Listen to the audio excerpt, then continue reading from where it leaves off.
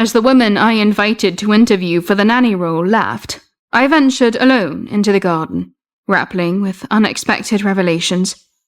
The concubine of the former king, an invitee to tomorrow's tea party, introduced a sinister conflict. Thoughts of Rose's tumultuous past clouded my willingness to meet this noble woman. Unfazed by Henry's potential affection for another, my resistance stemmed from the prospect of a former concubine caring for my child. I contemplated cancelling the invitation. Ostracizing someone with whom I shared no personal history seemed unjust, even after facing Aldrich's betrayals. My influential position in high society cautioned against displaying disdain, as it could cast shadows on the social standing of others. Amid my contemplations, servants unloaded boxes from a carriage.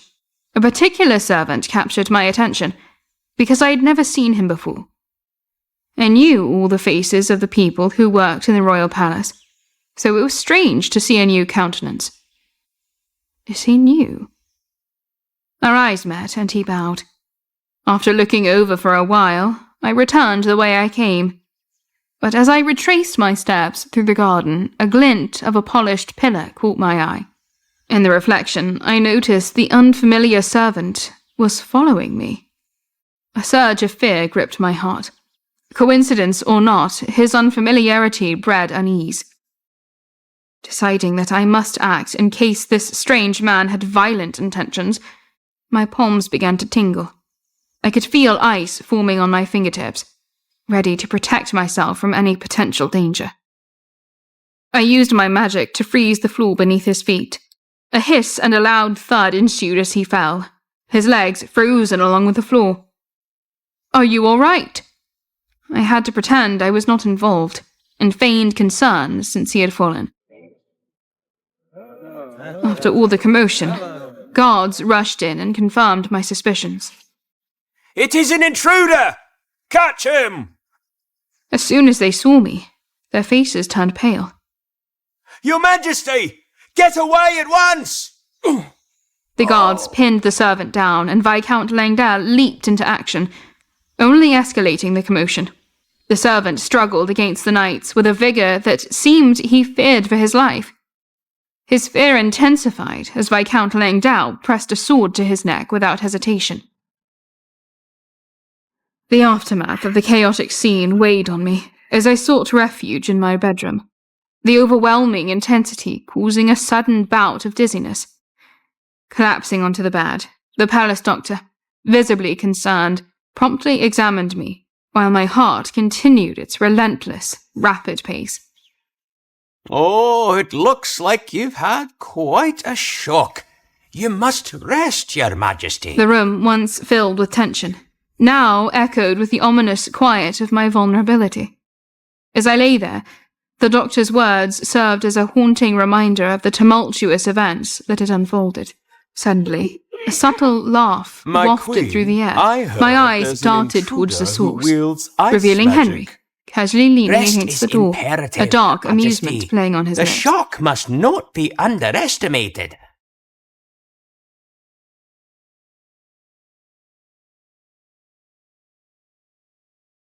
Rose, still unpunished I for gave her Henry crimes, a knowing smile, wandered the then opulent looked back at the halls of the dutiful Western doctor Palace, and nodded. bearing the hollow title of Queen. Clad in regal attire, she moved like a ghost, her freedom confined to the luxurious prison walls. The cruel restrictions imposed by King Aldrich's knights prevented her from venturing beyond the palace gates. The once frequent visitors had dwindled, and even the maids, hand-picked for their ruthless backgrounds, disowned her in the wake of her disgrace. But Rose, undeterred by societal ostracism, harbored a fiery determination to overcome the oppressive confinement. Betrayed by Duke Elegy and robbed of her child by Viscountess Amelia, she pondered the choices that led her to this dire predicament. Who could I have trusted if not my husband, friend, or lady-in-waiting? Should I have stayed close to Baron Lunt? Her cheeks grew red with rage just thinking about how the Baron had kept her from managing her money, how he had disapproved of her relationship with Duke Elegy, and how Bronwyn had urged her to stay close to him. It felt like a trap the whole time. The mistake was not to not trust Baron Land. It was to trust anyone other than myself. Lost in contemplation, Rose's gaze fixated on a mysterious figure at the entrance of the Western Palace garden, a rare visitor amidst her isolation. Intrigued and fearful, she approached the stranger. Baron Land. The air hung heavy as Rose whispered his name. She was shocked to see him, not just because she had just been thinking about him, but because he was Aldrich's most trusted aide. The king was so angry that she never would have expected those he trusted to visit her. She opened the door. "How have you been, Your Majesty?" I...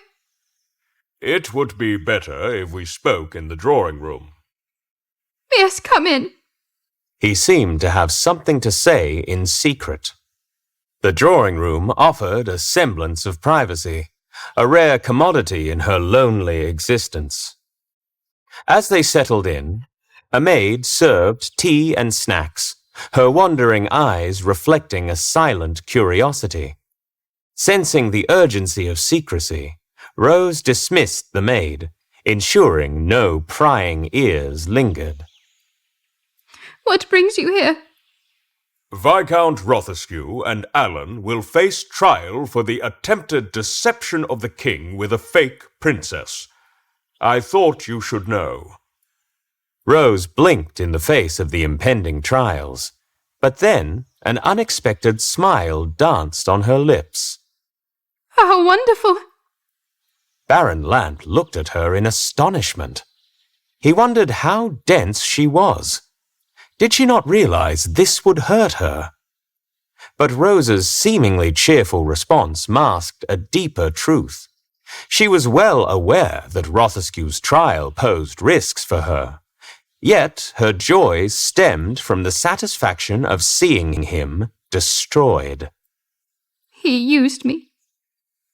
Feigning ignorance had become Rose's shield, a weapon to sway sympathy. As Baron Lant struggled with confusion and pity, Rose tactfully played on his compassion. Thank you for the news, Baron Land.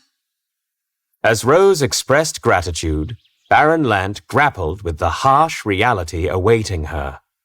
Knowing her impending doom, he pitied her, an innocent soul thrust into the abyss. He had known her since she arrived in Elisaria. He felt sending her to the gallows was like pushing a child off a cliff. Viscount Rothescue is unscrupulous. He will blame the Queen to cover his crimes. Your Majesty, why don't you escape before the trial? I can help.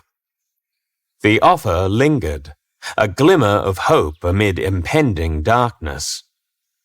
The fate of the once dazzling concubine now rested on the precipice of Baron Lant's proposal. I need time to ponder this with a clearer mind. Time is running out, Your Majesty. As the looming conclusion of Viscount Rothescue's trial cast its shadow, Baron Lant stressed the urgency of decisive action when survival was at stake. Rose was risking being charged as Rothescue's accomplice if she stayed. Getting caught running away would only worsen my predicament. When life is at stake, quick decisions need to be made. It's true, but I can't afford to make rash decisions that lead to mistakes. Baron Lant nodded and departed. There was nothing else to discuss. She knew he'd be back for her answer. As he departed, Rose grappled with mistrust and past betrayals. Trusting others led me into this abyss. Can I truly rely on Baron Lant now?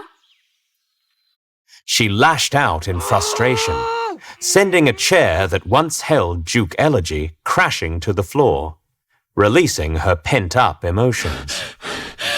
Rose sat down at her vanity table and traced the scar on her forehead with a trembling finger. It was a perpetual reminder of her tumultuous history. Her contemplation extended to the harsh reality beyond the palace walls. The vastness of Elisaria posed challenges to any escape plan. Fleeing abroad required documentation, a daunting prospect given her status.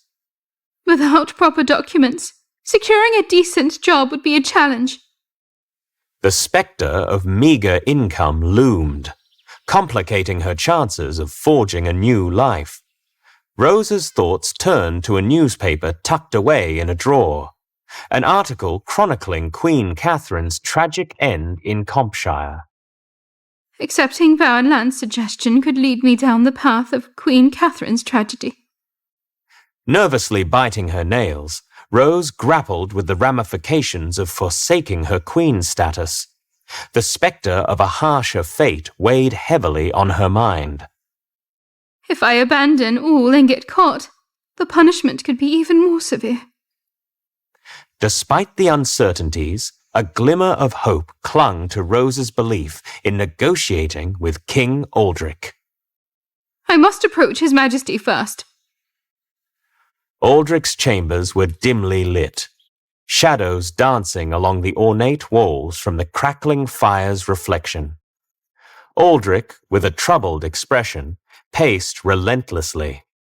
The air was thick with the weight of his decisions, visible in the deep lines etched across his forehead.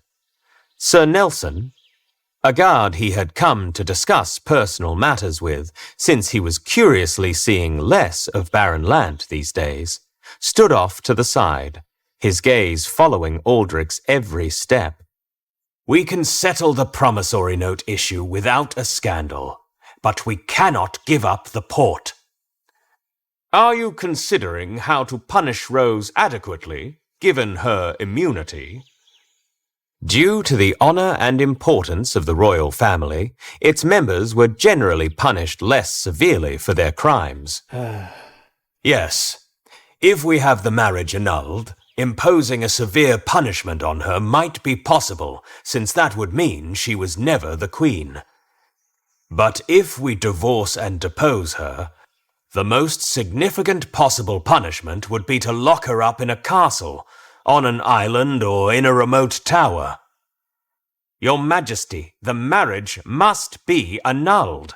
If the marriage is rendered void, the documents in which Rose promised the port to Duke Elegy will become nothing more than a piece of paper. We must emphasize that you were tricked into the marriage. I know. But the court process is so long and complicated.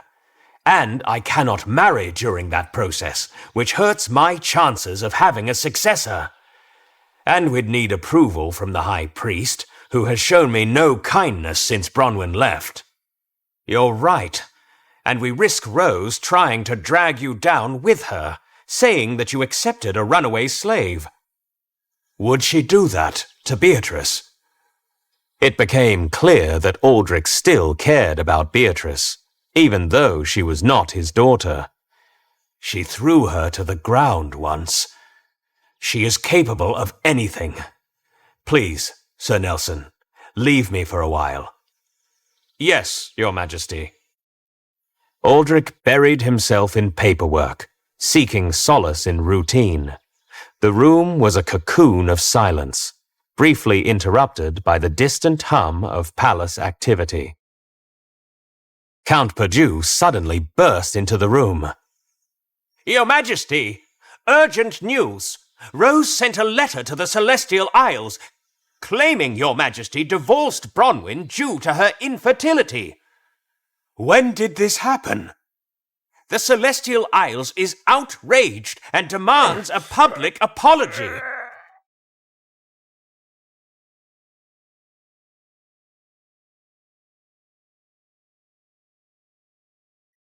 My queen, There was an intruder who used ice magic. The intruder froze a servant's legs. Ah, it was scary. It was so frightening. While at first I was amused by Henry's antics, as he knew full well that I was the only one who could have cast the ice magic, I honestly was tired of all that I was facing, and I needed a husband at that moment, not a child. Henry, must you always revel in such theatrics? I've had enough. Queen, my queen! What would we do if the fearsome ice sorcerer showed up? Would you protect me? He acted so childish, expecting his innocent act to bring me joy. An image of Rose flashed in my mind. I stared at him blankly, and he turned to my pregnant belly. Your mother was so warm and cold simultaneously. He leaned close, whispering to the unborn child. Your mother reads fairy tales full of dreams, hopes, and love for you. But she can also freeze people alive if she doesn't like them. Frustration built within me. Enough was enough. I had heard that women could be hormonal during pregnancy, which could affect their mood. But hormonal or not, Henry was tainting my reputation with our child. I rose from the bed, gripping the pillow I had lain on like a weapon. Why are you holding the pillow like that? Ignoring his question, I swung the pillow at Henry. My queen! Henry retreated, opening the door and dashed out, narrowly avoiding the pillow. I watched him escape with a smile on my lips. Now I was having fun. Laura and Matilda ran in, concerned. Your Majesty, what happened? Are you all right? Did you fall? I'm fine. Why are you holding a pillow? It's my weapon. My ladies looked at me like my mind had begun to unravel.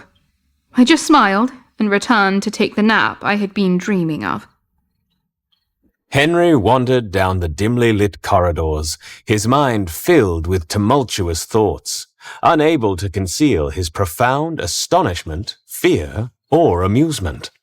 Bronwyn certainly knew how to keep him on his toes. What on earth did I just witness? Henry came to a sudden halt, encountering Oscar.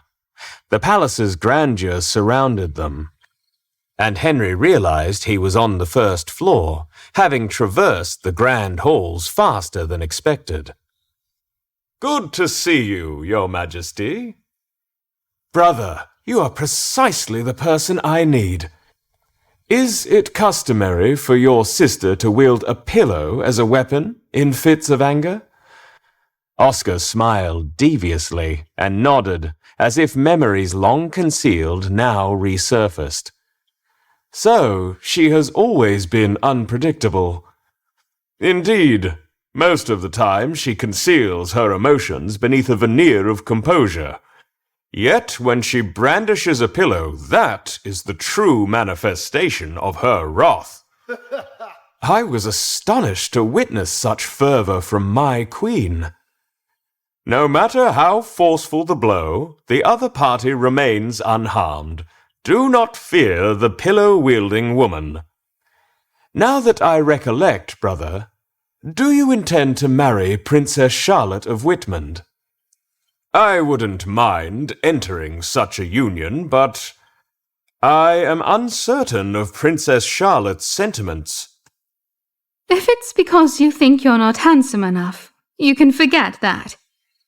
The men turned shocked to see Princess Charlotte herself approaching with her signature regal poise. If compelled to accept a political alliance, one must strive for excellence. She greeted King Henry, then turned to Oscar with a confident smile. I selected you, the most handsome of all the choices available. Were there any women of superior standing among your alternatives? As he was no longer their focus, Henry took this opportunity to sneak away to his office, where he found Haxon busy at work. I witnessed something most intriguing. What was it? A new romantic saga. By the way, why the solemn countenance? The intruder. The intruder wielding ice magic? No. Another intruder, perchance. I referred to the servant whose legs were frozen. Oh, I had forgotten. Why was that servant present? I knew his identity had been ascertained.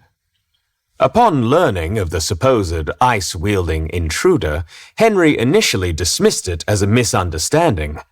However, once assured of Bronwyn's safety, he sought information on the injured man.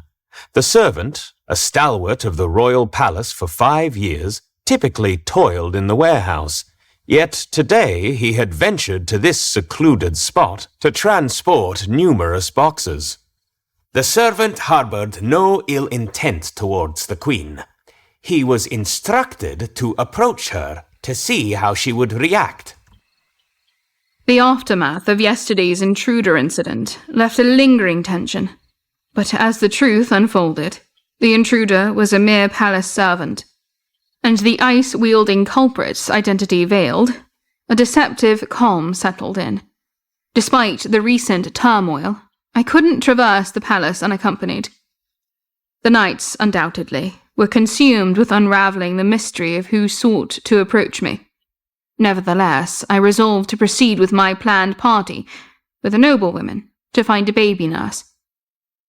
Even the former king's concubine, Eleanor, whom I hesitated to invite until the last moment, was among the guests. As we gathered around the table, she greeted us with a broad smile, candidly expressing her worries. I was genuinely concerned that your Majesty would meet with everyone but me after what happened in Elasaria. Her openness caught the other noblewomen off guard, and even I was surprised. Lady Eleanor's eyes narrowed as she continued to smile. She possessed a starkly different personality compared to Catherine. Rose and I also had vastly different personalities. Later that night, I shared the evening's events with Henry. However, as I spoke, I noticed his countenance darkening. Henry? I was concerned to see Henry, who had revelled in teasing me just the day before, in such a sombre state. What had transpired to cast this shadow over him? Perplexed by his unusual gloom, I leaned closer and touched his cheek. What's troubling you? There is something crucial I must disclose, my queen. All right, tell me. A trial will be held against that woman in Elasaria. Really? Yes. I don't care what happens in Elasaria anymore. I stood, deliberately speaking with firmness and detachment. Henry's serious demeanour perplexed me. Given his usual disposition, wasn't he supposed to be pleased with this news? Yes, I know. Henry sighed heavily, then disclosed the weighty matter. But Elasaria has requested your attendance at the trial. Since my queen was a victim, Elasaria wishes you to attend as a witness. What do you want to do? Rose ventured defiantly through the halls of the royal palace, demanding attention from the first knight she saw. I would like to see His Majesty. The knight instructed her to wait, then headed towards the eastern palace. Rose paced anxiously down the corridor, eventually sitting down on the floor of the corridor, her feet tired of pacing. After a considerable interval, the knight returned with a response. His Majesty ordered me to lead Queen Rose to him. Rose gazed at her reflection in the large mirror in the corridor, swiftly combing her hair with her fingers. She followed the knight towards the eastern palace. On their journey, she overheard murmurs in the corridors, accusations and disdain that pierced her heart. Yet she fought to suppress the emotional turmoil. Shameless! Despicable! Upon finally meeting Aldrich, she was met with his icy gaze. His once warm eyes were now cold. She struggled to speak. What will you do to me? It will depend on the crimes you have committed. I have committed no crime, Your Majesty. You still think of denying it, after all that has been revealed. You knew I was a runaway slave and you didn't care. I knew you were a runaway slave, but I didn't think you were this kind of person. Your Majesty, the Rose you met back then and the Rose in front of your eyes are the same person. The man you loved and betrayed is also the same person, Rose. Your Majesty, let me explain it all. This is all a misunderstanding. Misunderstanding? What misunderstanding? Is the princess turning out not to be my daughter a misunderstanding? Or is there a misunderstanding with the document promising a port to Duke Elegy? Or... After a momentary pause, he fixed Rose with a fierce expression. Or is it a misunderstanding that a rumor was spread in the Celestial Isles? A rumor that the cause for my divorce with Bronwyn was her infertility. I never did that. You never did. Or you wish you never did. The Celestial Isles made an official complaint. They want you to apologize publicly. That would be a disgrace to Elisaria. Don't worry. There is no need for you to apologize. Soon you will not represent Elisaria. Rose, astonished, burst into tears. Do you no longer believe in me? You promised always to protect me. Now you falsely accuse me like the rest of those people. Aldrich stared at Rose, momentarily speechless. Am I falsely accusing you? Of all that I said, what did you not do? I did nothing. Her vehement denial took aback Aldrich. I don't know what the hell is wrong with you. You are sick. You are not well. I didn't say that she was infertile. I only said that there was a rumor that the reason for her divorce was her infertility. Your Majesty was the one who told me that bitch might be infertile. That's enough. Get out. It was ridiculous to think that I could talk to you. He waved his hand, dismissing the attempt at conversation. Thoughts of Bronwyn flooded his mind, deepening his regret. You'll have the answer about your consequences at the trial. You'll be able to ask the judge directly. In a vulnerable moment, Rose pleaded through tears. Please, save me. Rose, resembling a soaked cat in the rain, looked forlorn. If my crime was to sit on the Queen's throne, it is our crime, not mine. If arrogance is a weapon, then one must wield it until their foe's spirit crumbles, subjecting them to unrelenting torment. Conversely, the desire for conflict wanes when faced with pitiful souls, leaving an unsettling discomfort, even when retribution is just. Once an affectionate caretaker of the wounded Rose, Aldrich now stood cold and heartless in his chambers. Get out! Rose, battered and broken, replied with a feeble nod. Yes. She turned to leave. A wilted flower in the darkened room. Rose, devoid of hope, turned back to face him. Yes, Your Majesty. The trial of Viscount Rothescue and William is today. Attend if you wish. Indifferent to her reaction, Aldrich revealed his dark intentions. Why? One of my secretaries will accompany you. Rose yearned for Baron Lant's company, but Aldrich sent the disapproving Count Perdue instead. Your Majesty, you must attend the trial unofficially. Complications could arise if the Queen is present. Why? Both trials concern you. Best not to complicate matters. Uneasy in his presence, Rose recalled Baron Lant's kindness, who once advised her to flee. Count Perdue and Rose, like oil and water, were uneasy companions at best. Feeling Aldrich's hidden motives, Rose disguised herself in a simple dress and concealed her identity under a light purple cloak, a hood casting shadows over her face.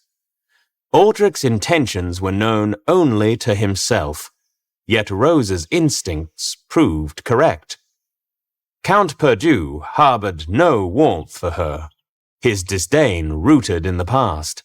So, veiled in secrecy, she readied herself for the impending storm.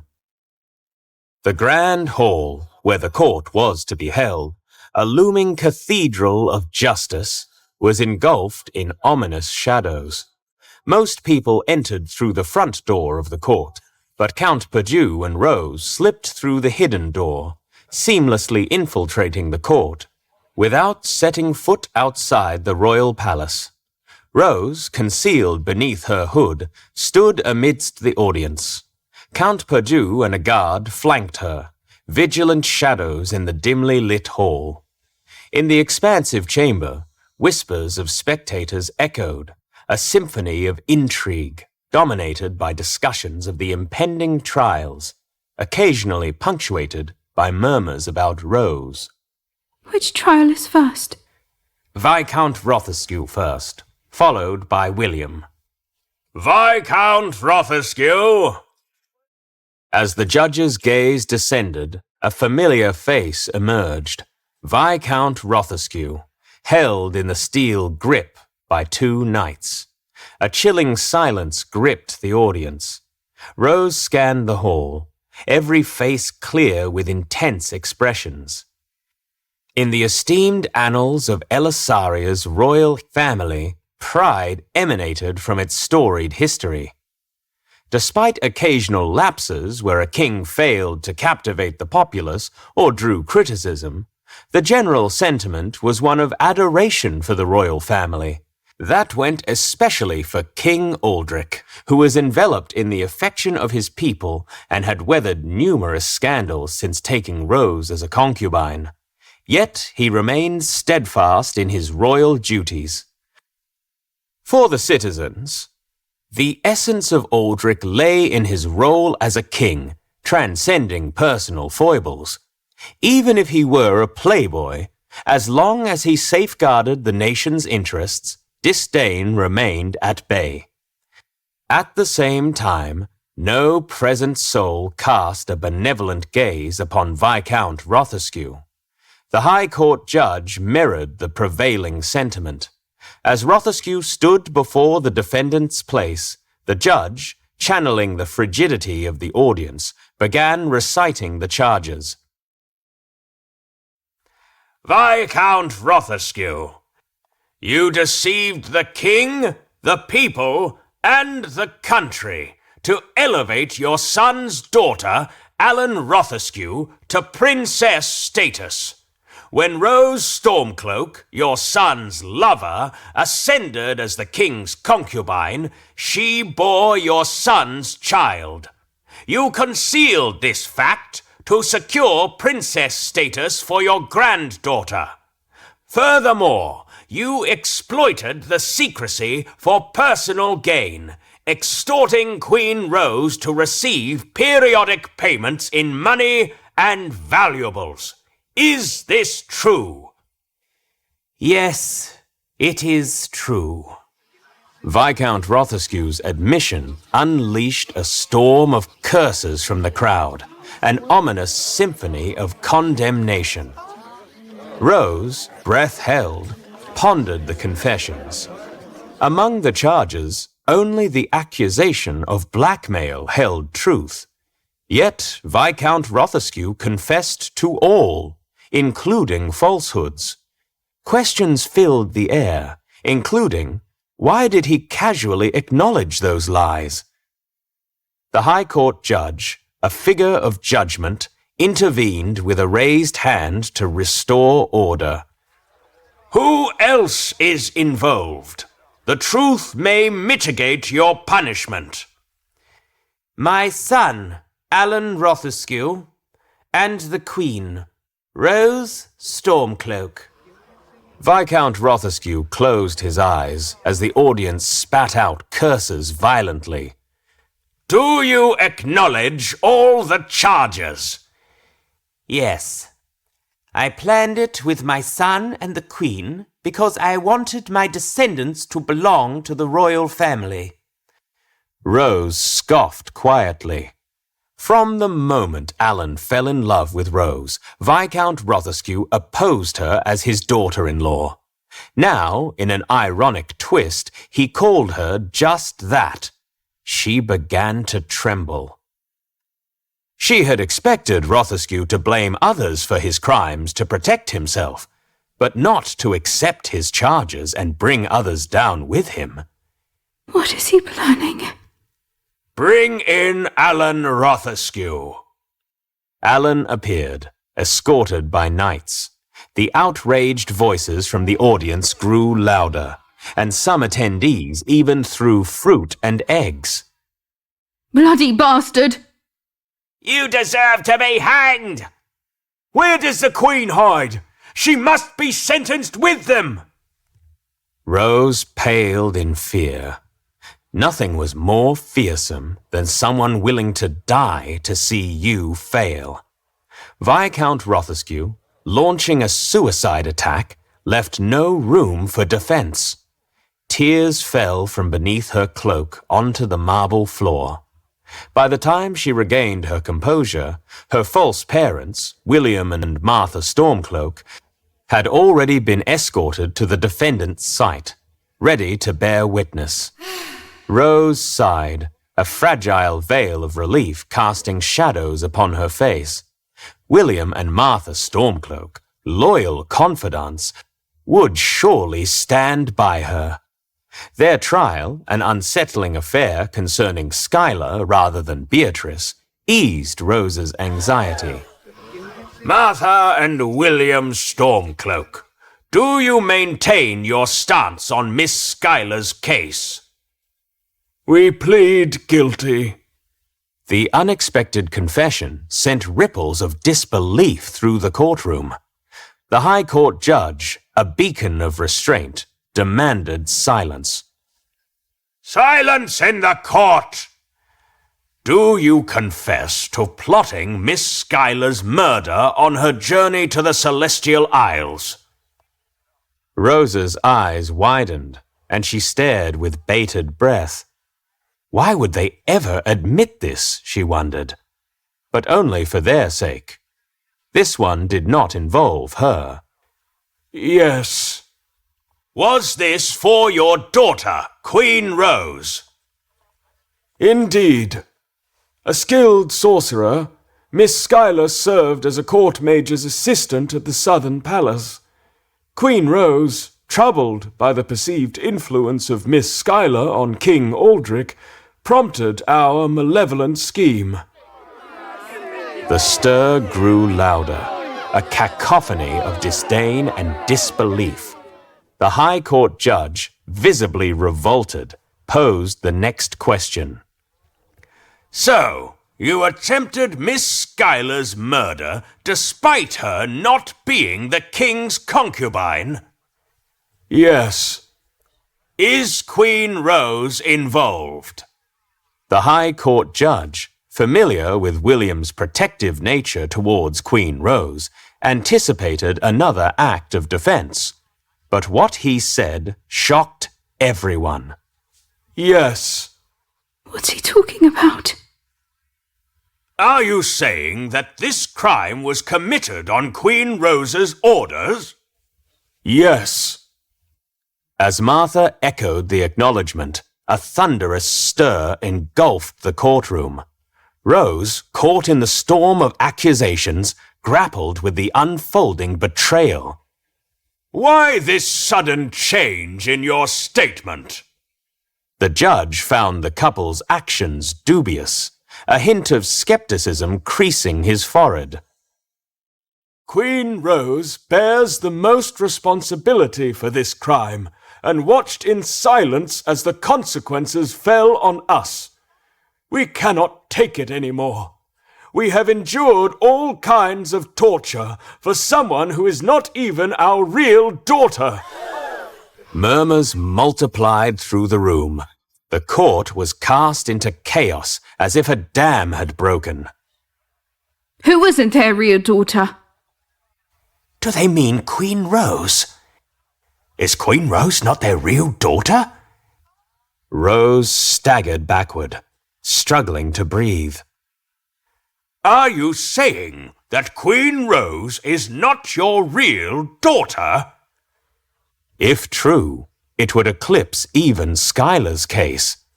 Another scandal rocking the court. That's right. Quickly, the room went from a symphony of voices to pure silence. No one wanted to miss whatever was to come next. The shock silenced the courtroom. But you claimed Queen Rose was your daughter before she ascended the throne. Queen Rose, too, claimed from the beginning that you were her birth parents. William replied coldly, expressionless. We needed money to find our real daughters, and Queen Rose needed noble parents to ascend to the throne. The High Court judge grappled with the severity of the revelation, wiping cold sweat from his forehead. If this is true, it is a severe accusation. One question lingered on everyone's mind. Did King Aldrich know, or was it his scheme? The judge, in a bind, couldn't inquire here. If King Aldrich initiated this, revealing it publicly would be disastrous. As he contemplated solutions, a daring voice in the audience broke the tension.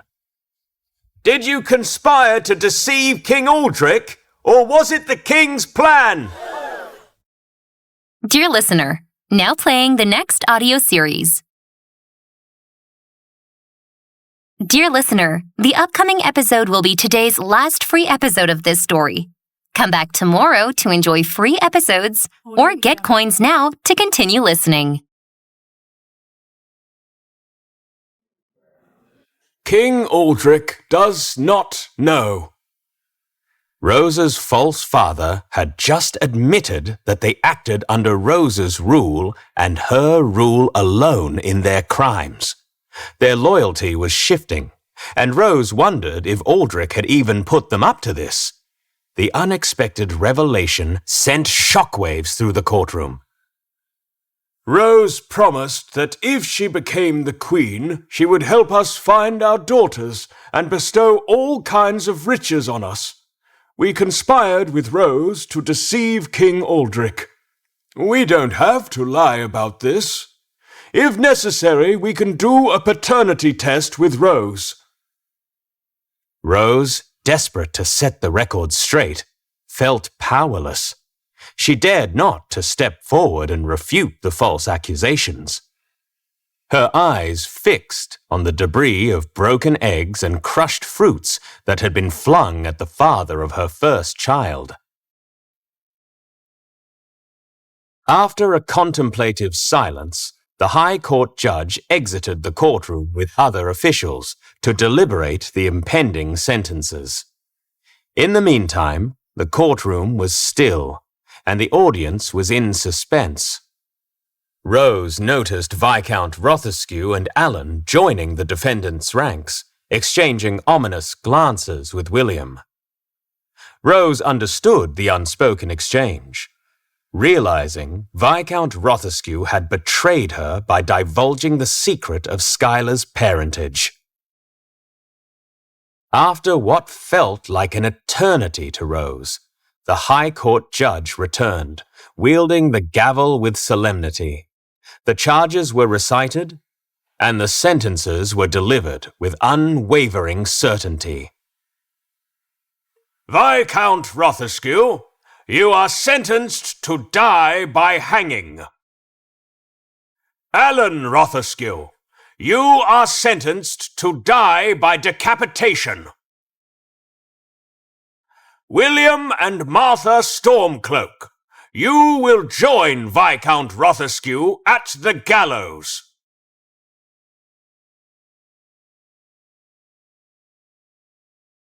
I was officially asked to testify in Elisaria as an affected party of the promissory note case. Henry asked me to think it over. That night, we slept in each other's arms without saying anything. Henry left for work the next day, and I was still hesitant about attending, so I decided to tell my ladies-in-waiting. The first to react was Countess Julia, who spoke firmly. "Of course you must go. Reveal everything. About the times she called your Majesty's sister, because you had the same husband. The time she tried to follow your Majesty to the special banquet attended only by highly distinguished guests. The scandal she caused at the dinner held before the special banquet, and how she imitated your behaviour as Queen. The lie she told that Lord Oscar pushed her. The time she wore the same dress as your Majesty and claimed that your Majesty had copied her. The letter she sent to the noble of the Celestial Isles in which she stated that your Majesty was infertile. Just talking about it makes me lose my mind." Beside her, Laura added with clenched fists, "Your Majesty must also mention Rose lied when she mentioned that you sent her gifts to welcome her as concubine, that she pretended to be King Henry's secret correspondent back when His Majesty was a prince. Oh, also when your Majesty danced with King Aldrich at the New Year's ball, she deliberately burst into tears to interrupt the dance." Matilda and Cedrica, who didn't know all I had been through in Elisaria, repeatedly gasped and stared with surprise. "Your Majesty endured all that?" "You must go." Cedrica clasped her hands and looked at me. Her expression told me that she hoped I would attend and testify. "I'm considering it." It was true that all of Rose's actions that Countess Julia and Laura recalled had tortured me. It made me angry to think about it now. But bringing these matters up at the trial wouldn't do any good. Aldrich was the one who sent gifts to Rose on my behalf, and took her to the dinner ahead of the special banquet. As angry as I was about what she did to me, I could not attend the High Court, where serious crimes were dealt with, to address personal matters like Queen Rose used to call me sister and copied my dress. I also couldn't disprove the accusation that my brother pushed Rose, and that he hired fake parents for her. Aldrich had planned the latter. He would ensure that there was no evidence. As for the false accusation that Oscar pushed Rose, I could not step forward, because my brother attempted to make Rose lose her child with abortive drugs. An official complaint had already been filed with Elisaria regarding the letter Rose sent to Duke Liberty about my supposed infertility. I didn't want to deal with the High Court about a matter for which I should receive a formal, public apology. As I pondered, a man's voice interrupted my thoughts. "I have also been asked to attend." "Viscount Langdale? What do you mean? Were you asked to attend as well?"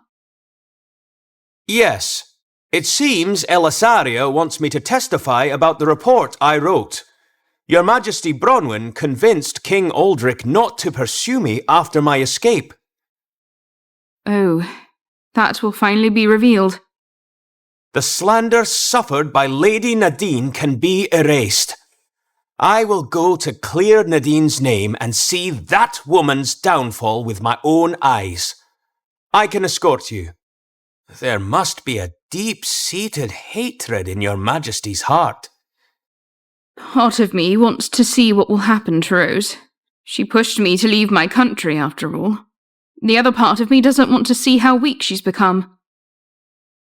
When I confessed what I felt, Cedrica asked me in bewilderment, "Will your Majesty forgive that woman?" "She will never have my forgiveness. But as much as I despise her, seeing a queen's downfall would affect me." I spent the rest of the afternoon considering what made the most sense. Go or don't go. It seemed nowhere was safe from the chaos and drama of my queendom. For that reason, I decided I might as well go if I could serve Elisaria one last time by removing it from the grasp of Rose's corrupted hands. That evening, I shared my decision with Henry. I will go to the trial. And you want to testify, my love, about all the damage Rose did to you? No, I want to watch. To watch? 'Tis a sight I have waited a long time to see. Then we shall go. We shall go together. Yes.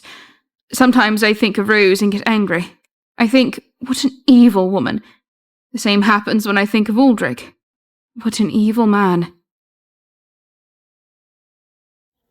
Did you want to testify, Queen, about all the damage she did to you? No, I just want to watch. Are you sure you did not want to testify, after all the pain she caused you? I want her to feel my presence, to know after all she's done I'm watching her downfall, for the weight of my mere silence to crush her. My Queen. Besides, although the situation was serious, Rose was popular amongst the commoners, so there were a few unpleasant remarks, even if many were disappointed. I thought being deposed would be her only punishment. Then let's go together, my Queen. Only then will I feel calm. Our decision to attend the trial meant it was time to begin preparations. It was decided that my parents would travel with us. They decided ultimately not to testify, even though they could drop a major bombshell with the information they had about Rose putting a hit on them. Still, they did not wish to reveal that there was a secret informant in the Celestial Isles.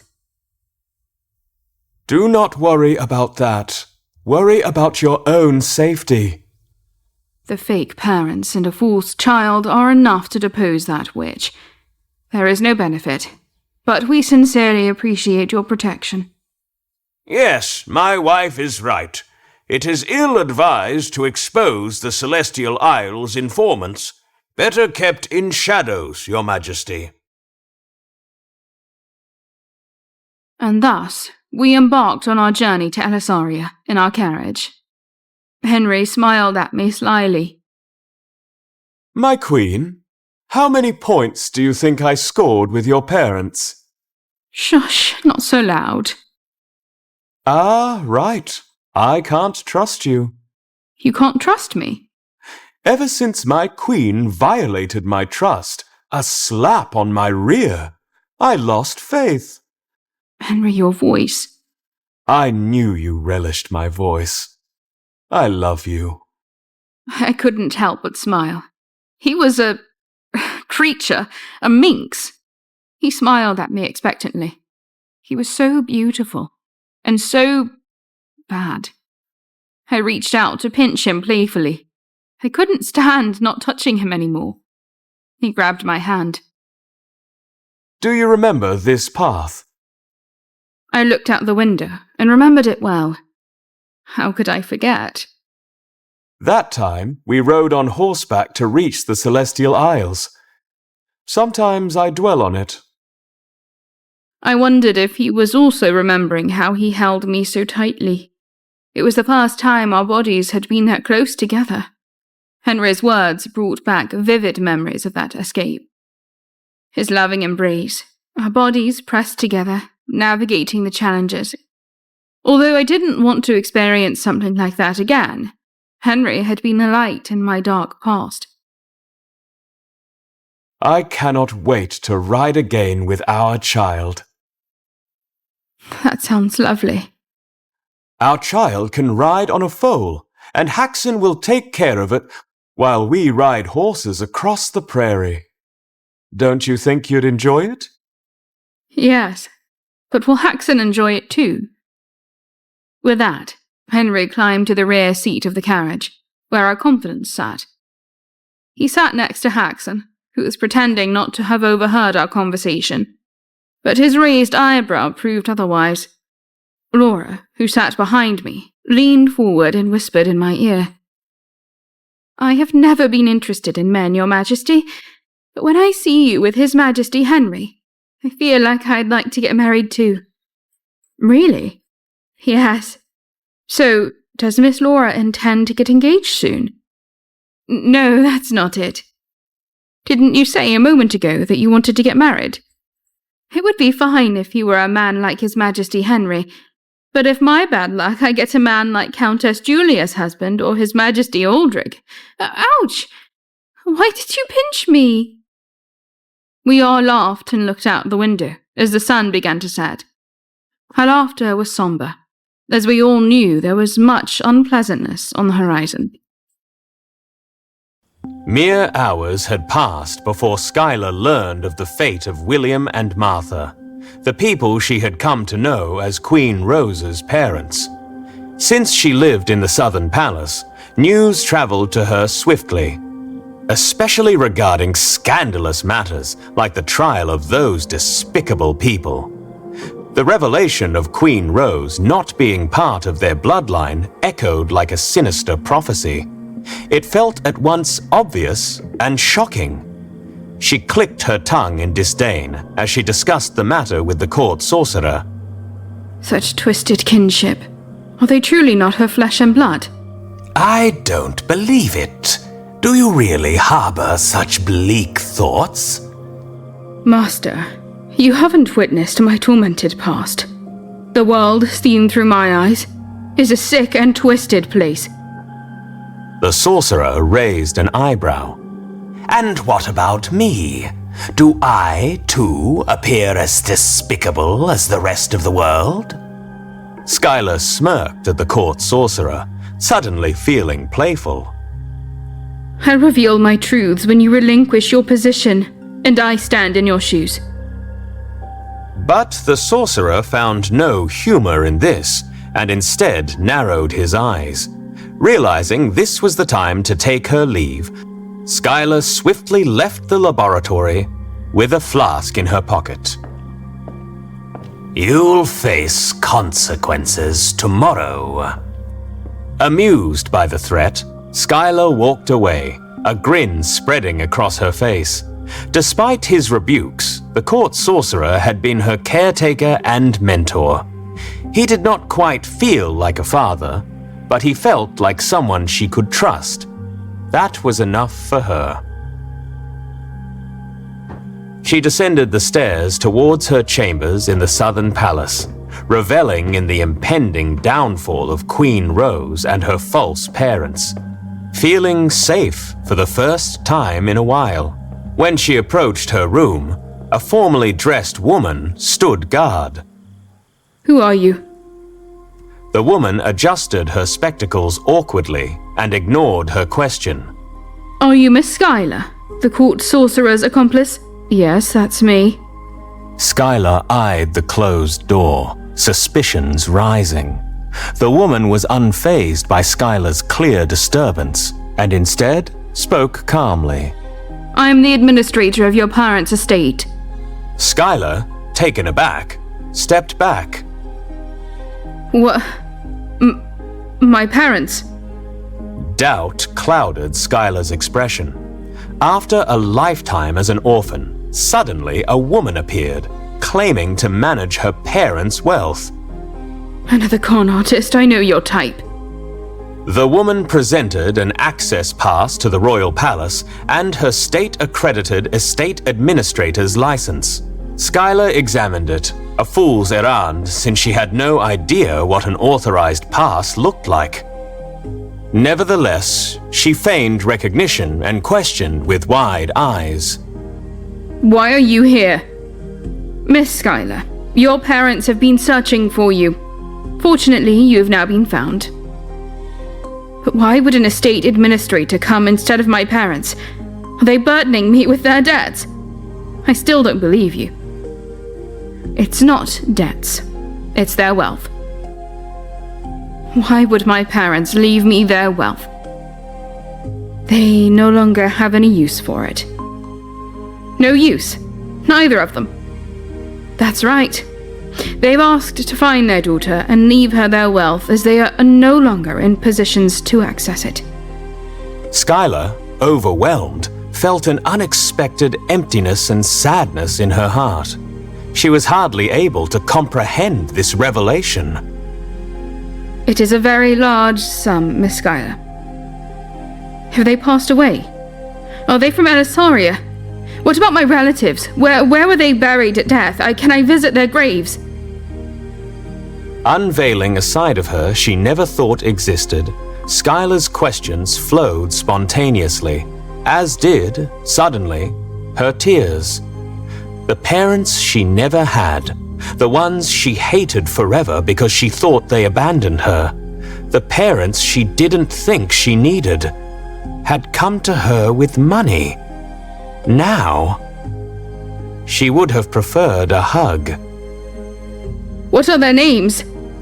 The estate manager shook her head sadly. Forgive me, Miss Skylar. Your parents asked me not to reveal their names. Why? They are self-proclaimed as degenerates. They're so ashamed that they instructed me not to reveal their names to you. Absurd. I don't care if they were bad people. You chased me down to dump all their money on me, but you can't even tell me their names. Tears streamed down her face. The tightly clutched flask tilted, its contents spilling to the floor. It's written in the will. Nonsense. What is most important is they have always loved you. They never gave up hope of finding you. Couldn't be. What kind of parents say they love their daughter, leave her their wealth, but they don't reveal their names? They're not dead, right?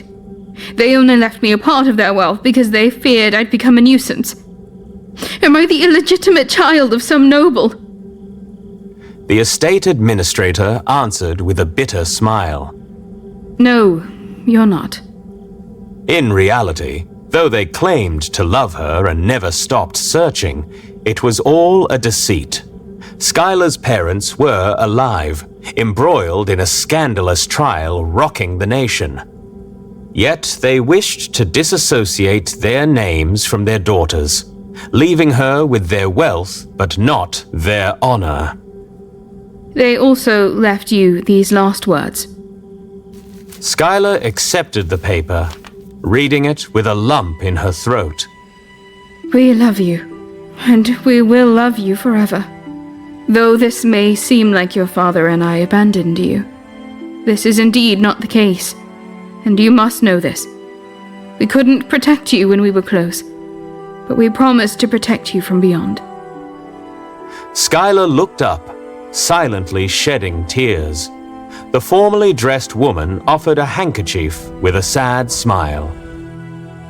Believe me when I say that they are with you. Meanwhile, Rose's hands trembled as she pulled at her hair, grappling with the unexpected betrayal by William and Martha. The revelation that they attempted to deceive the king, a crime more severe than the plot against Skylar, shook Rose to her core. The High Court judge swiftly sentenced them to death, a decree that could only be reversed by a paternity test confirming Rose as their daughter. It won't be overturned. She shook her head, aware that a paternity test would only solidify the truth she already knew. The Stormcloaks would face their demise, branded as fallen nobles who conspired with the king's concubine. No! No! Rose's scream echoed through the chamber as she knocked over a tea set, paying no heed to the shattered porcelain. It became difficult for Rose to breathe. William and Martha's confessions would compound her charges, and their lies would expose part of her life as a sham. It isn't true! Aldrich asked me to marry him. Duke set me up. Her fury manifested as she pushed the table, kicked the chair, and bit a pillow in frustration. Viscount Rothescue is a bloody bastard! I should have killed him! anyone support me?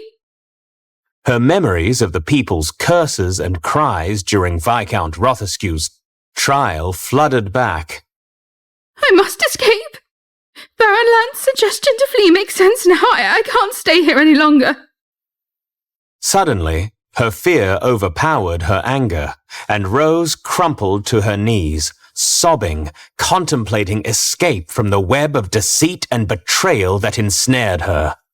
Kaya! Rose, desperate and tearful, called out to Kaya, the only remaining maid she had a shred of hope of trusting. Though trust was scarce, she couldn't navigate the treacherous waters of escape alone. Baron Lant was her only hope. Your Majesty? Kaya looked around in shock and fear at the state of the room. Rose, eyes brimming with tears, made a plea. Baron Lant! Call Baron Lant, please hurry! Kaya hesitated out of concern for the Queen, but then complied and left the room. Soon, Baron Lant arrived. Alone with him, Rose clutched at his clothes, tears streaming down her face as she pleaded. I'm afraid, Baron Lant. Everyone blames me for their own mistakes. At this rate, I'll be sentenced to death. Please help me flee, get me out of here. Baron Lant, awkwardly raising his hands, hesitated. His impulsive suggestion days ago now faced the harsh reality of the situation. Your Majesty. Please, Baron Lant, please. Unable to resist Rose's pitiful gaze, Baron Lant relented. I can't help you all the way, but I'll help you leave the capital. Thank you. Thank you so much. We must get out of here right now. But the knights will prevent me from leaving the Western Palace. I can distract them for a while. It won't be easy, but one moment is enough to succeed. Hurry, take all your money. Rose didn't have much money left. When she asked the Stormcloaks to leave, she offered them most of the jewelry she had. Having been convinced that her position would ensure the endless influx of riches, but she searched the room anyway for anything of value. Only money could secure her escape in a world where she had no connections, identity, or relatives. Wait a few minutes. Having anticipated this, Baron Lant had prepared a carriage some days ago. He glanced at his watch. In 30 minutes, I will have the knights abandon their posts at the gate of the Western Palace. Go out that way, head for the corridor, and continue straight ahead. All right. Dress as you normally would until you reach the gate. Once outside, put on a cloak to cover your clothes and your face. Baron Lant left the room, leaving Rose to her frantic efforts to collect jewelry and valuables while keeping an eye on the time.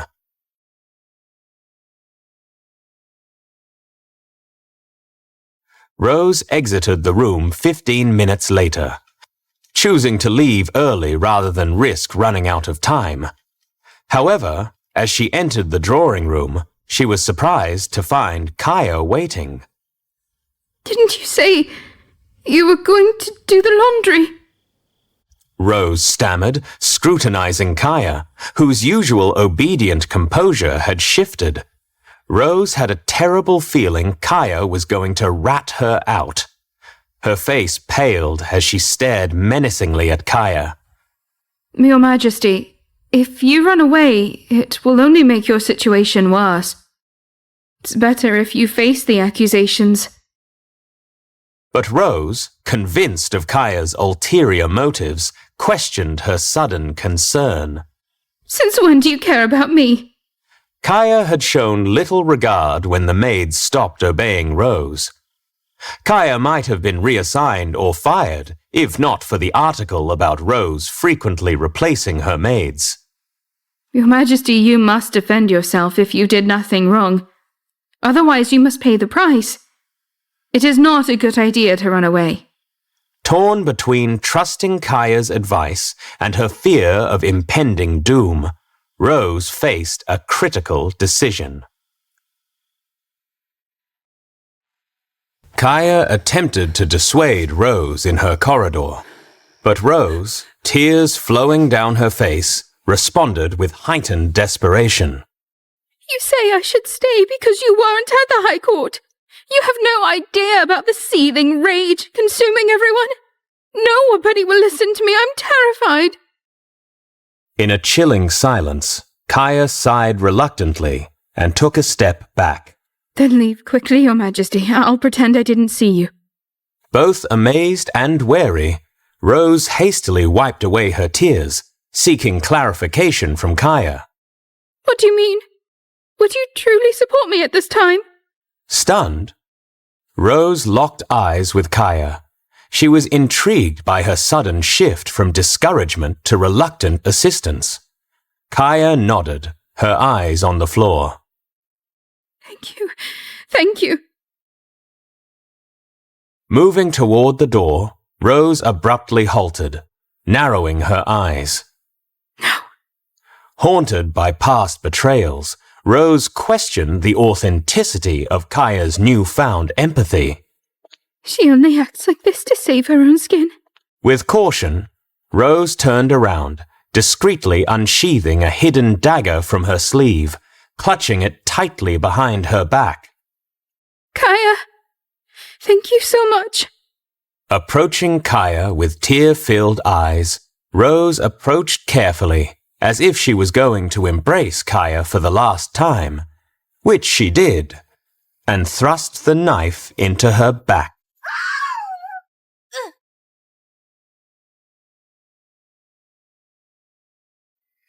When Rose arrived at the entrance of the Western Palace at the time indicated by Baron Lant, there was an unusual absence of knights. Judging from the nearby bustle, it seemed that Baron Lant had orchestrated a distraction, leading the knights away on a wild chase, just as he'd promised. Rose smiled to herself. Before anyone could notice her, she swiftly put on the loose cloak she had grabbed from her room, shrouding her face in the hood. Crossing the gardens, she reached the corridor where Baron Lant had told her to meet him. She spotted a waiting carriage at the corridor's end. This way! Baron Lant was calling to her softly from inside the carriage. Rose sprinted. Breathless, Rose opened the carriage door, collapsing onto the seat to catch her breath. Her hands trembled, haunted by the recent memory of piercing flesh. Your Majesty? Yes? What? There is blood on your gown. Are you all right? At the sight of Rose's trembling lips, Baron Lant quickly realized perhaps it was better that he didn't hear the answer to this question. He quickly removed the cover to the seat beneath him. Rose watched him curiously. Your Majesty, please step in here. Bronwyn must have used this method to escape. It seems simple, but no one thinks to search here unless a thorough carriage inspection is conducted. Most carriages lack hollow seat interiors due to the risk of bandit attacks from underneath. I understand. The space inside the seat seemed cramped, but Rose quickly got in, curling up. Baron Lant replaced the seat cover, and the carriage began to move. In the dim, confined space, Rose grappled with her fears, attempting to shift her thoughts to a more hopeful outlook. If I get out of here, at least I won't be a slave again. I'll sell my valuables and buy a small house. I can do anything. Mind you, I won't fall in love again. I won't trust anyone else ever again. How long have I been in here? Are we out of the capital yet? Yes, we have left the capital. We are halfway to our destination. You can rest assured. When we reach the next town, I'll find a coachman to take your Majesty to another country, and I'll return at once. It will arouse suspicion if I stay away from my post for too long. Thank you. Thank you. Rose nestled further into the dark space. Feeling safe for the time being, But soon her stomach lurched in a familiar fit of anxiety. Can I trust Baron Land?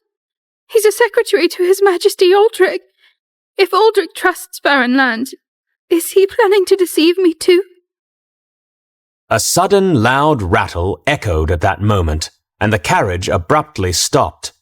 The carriage tilted violently, and Rose's wide eyes reflected the chaos around her. Her heartbeat drowned out the clamour outside. What's going on? Isn't that Duke Betha's voice? As the carriage tipped, Rose fought to maintain balance. The sudden crash echoed as the carriage fell to one side, leaving Rose struggling against the cramped space. Search the carriage! I said there's no one inside. Is there no one? Do you mean my knights can safely pierce the carriage with their spears? Duke Betha, you can't touch the royal carriage without permission. When did you become so naive, Baron Lant? You can't do it. His Majesty will seek justice. I'll pay for the damages. Knights, pierce the carriage with your spears. Spears struck the carriage without inspection. Panic engulfed Rose as she desperately tried to escape the confined space. Get me out! There's someone inside! The attack halted abruptly, and Rose sobbed. The doors slammed open, revealing large hands pulling her from the seat. Surrounded by knights, Rose witnessed Baron Lant pinned to the ground, bravely resisting. But her attention shifted to Duke Betha, a cruel smile on his face. I lost my wife because of you. I've been waiting for the day I could get my revenge since I found out what you did, Rose. Rose turned pale, stumbling backward. Please let me go. The following day, Aldrich walked with his confidant, Count Perdue, heavy with the knowledge of Rose's latest behavior. How is Kaya? The doctor did his best to treat her, but her condition remains critical. Her lung was pierced. Do everything to save her. Spare no expense. Yes, Your Majesty. Consult the sorcerers. I have heard Skylar has healing powers. It's good that Your Majesty decided to keep an eye on Baron Lant. Aldrich remained silent, deep in thought. Count Perdue sighed, breaking the silence. I did not expect that the maid Kaya would try to help Rose in the end. Trust is a scarce commodity these days. It is disheartening to see betrayal so close to the throne. Betrayal is an old companion. We only notice it when it strikes close to home. Grand Duke Bjorn was strolling through the vast garden of the Celestial Isles, the whispers of courtly secrets echoing around him. He couldn't escape the constant intrigue surrounding the Celestial Isles. He was lost in thought about the success of the trade negotiations with Wall and Horsted, and the numbness he felt in the wake of the prophet he was surely promising his country. But why does my heart feel so empty? If I am honest with myself, it makes no sense to wonder. I know the reason, but I can't find a solution. Sometimes I think it would be better if I left, but the last time I walked away from Queen Bronwyn, it only caused me more pain. He had learned the hard way what would happen if his pain grew too great. He had even begun to consider that it might serve the woman he loved best if he were dead. I must know who saved the queen with ice magic. Bjorn's footsteps stopped. He looked back with a stiff expression. I wonder if Lady Nadine would ever leave Viscount Langdale for me. Regardless, Elisaria deserves to burn. Bjorn's contemplative gaze turned stern. The multitude of voices painted a vivid picture of the political and personal turmoil that thrived within the palace walls. Yet, amidst the whispers, one query stood out. The mysterious savior of Queen Bronwyn. He hurried out of the garden and went to the main station of the guards, where the people investigating this issue would be stationed. I want to speak to whoever is investigating the attack on Queen Bronwyn. Hello, Grand Duke. I apologize, but I am not able to speak with you on this matter. Any leniency on my part could lead to grave error in finding out who is responsible for this. I will not allow that. Grand Duke nodded at this man, who seemed to take the Queen's safety almost as seriously as he did. Do you care for the Queen? Truly? With all of my being. Have you known her prior to the Celestial Isles? You needn't worry about that. Who are you? You can call me Sir Artemis. The Grand Duke nodded calmly and left. Little did this so-called Sir Artemis know he had gotten what he wanted. Sometimes being able to read thoughts was more of a blessing than a curse. So, the servant claimed that he accepted money, but not for an agreement to harm the Queen. And the person who paid him was a hooded figure. I will meet this servant.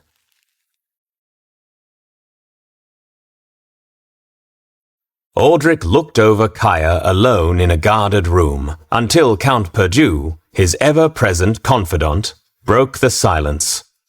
Your Majesty, why did you leave Rose's escape to Duke Betha? It is possible that Duke Betha may try to harm her before the trial. With Baron Lant present, Duke Betha will not harm her, no matter how angry he is. Duke Betha is a lot like me. He lost his beloved wife due to his idiocy. And if he does take revenge into his own hands, he knows he will pay dearly.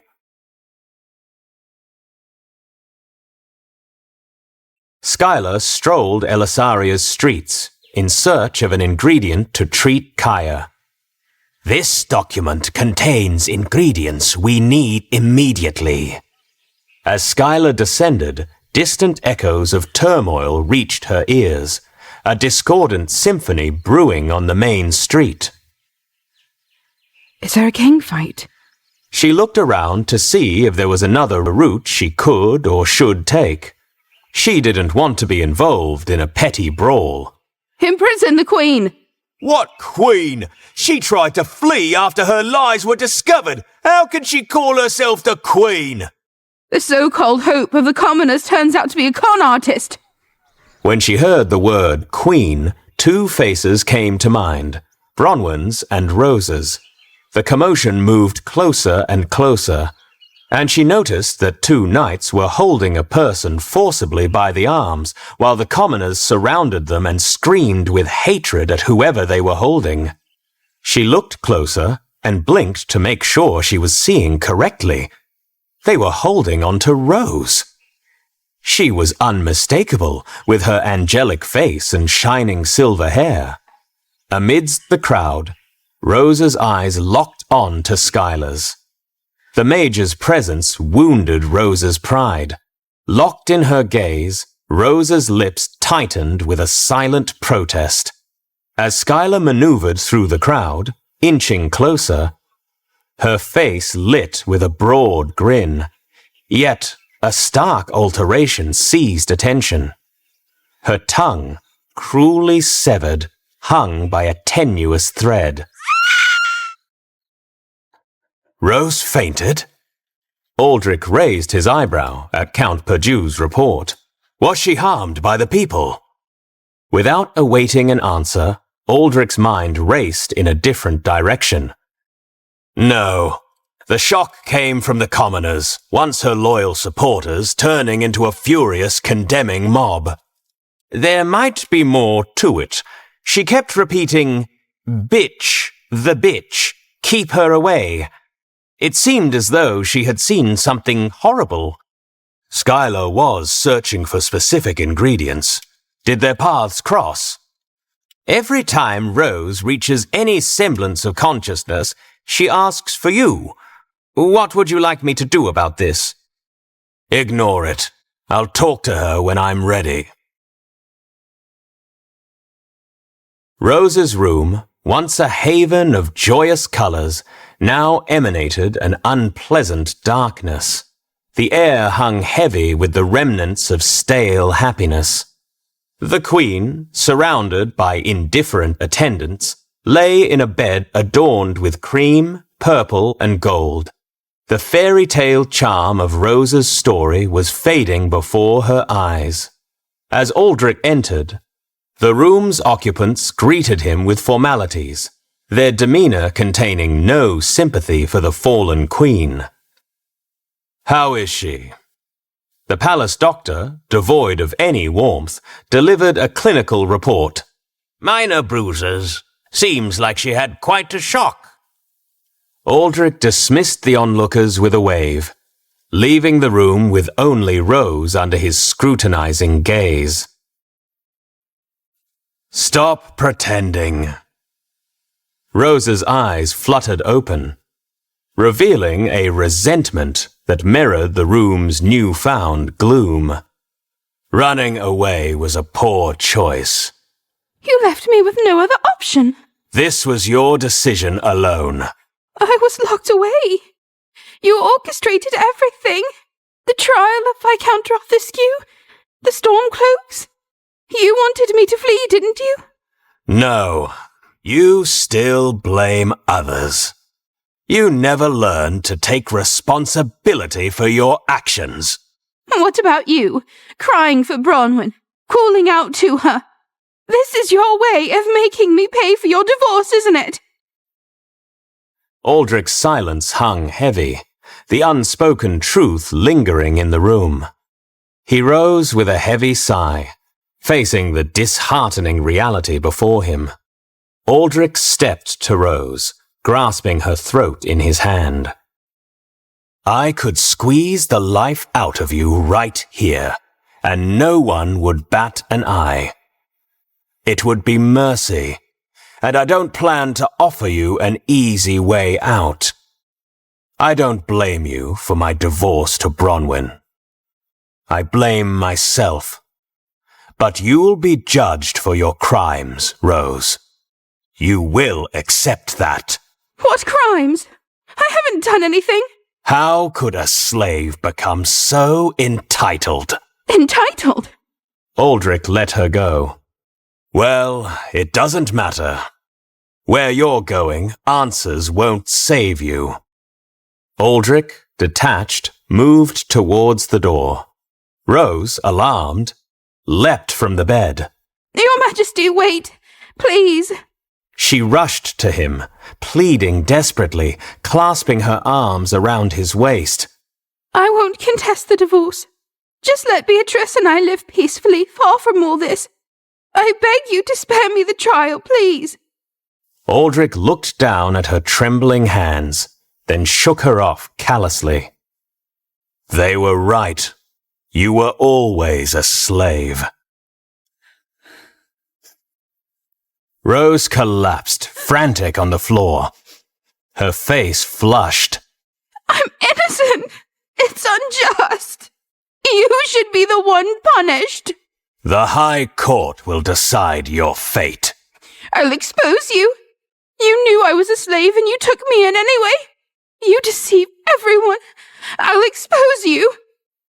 Tell whatever tale you want. There's no proof. People may believe it for a while, but it'll be forgotten in the end. Maybe you should think of your children. Your son will become a slave regardless of what you reveal about me. Why? What did Isidore do? A child pays for his parents' sins. Rosa's heart sank. Despair and pain overwhelmed her. Despite her past indifference, she couldn't bear the thought of Isidore suffering. You're worse than Duke Elegy. How can you do this? Aldrich, unmoved, evaded Rosa's rush, leaving her screams of anguish behind as he exited the room. The door closed, muffling the desperate cries of a trapped soul. The day of Queen Rosa's trial had dawned, with a somber grey sky looming overhead. An uneasy crowd gathered at the High Court, their minds wrestling with conflicting emotions. The Queen, once hailed as the hope of the commoners, had fallen from grace. The charges against her ranged from deceiving the king to attempting to harm an innocent woman. The atmosphere was tense as people grappled with the downfall of someone they had once revered. Count Perdue, who harbored disdain for Rose, felt no joy in her demise.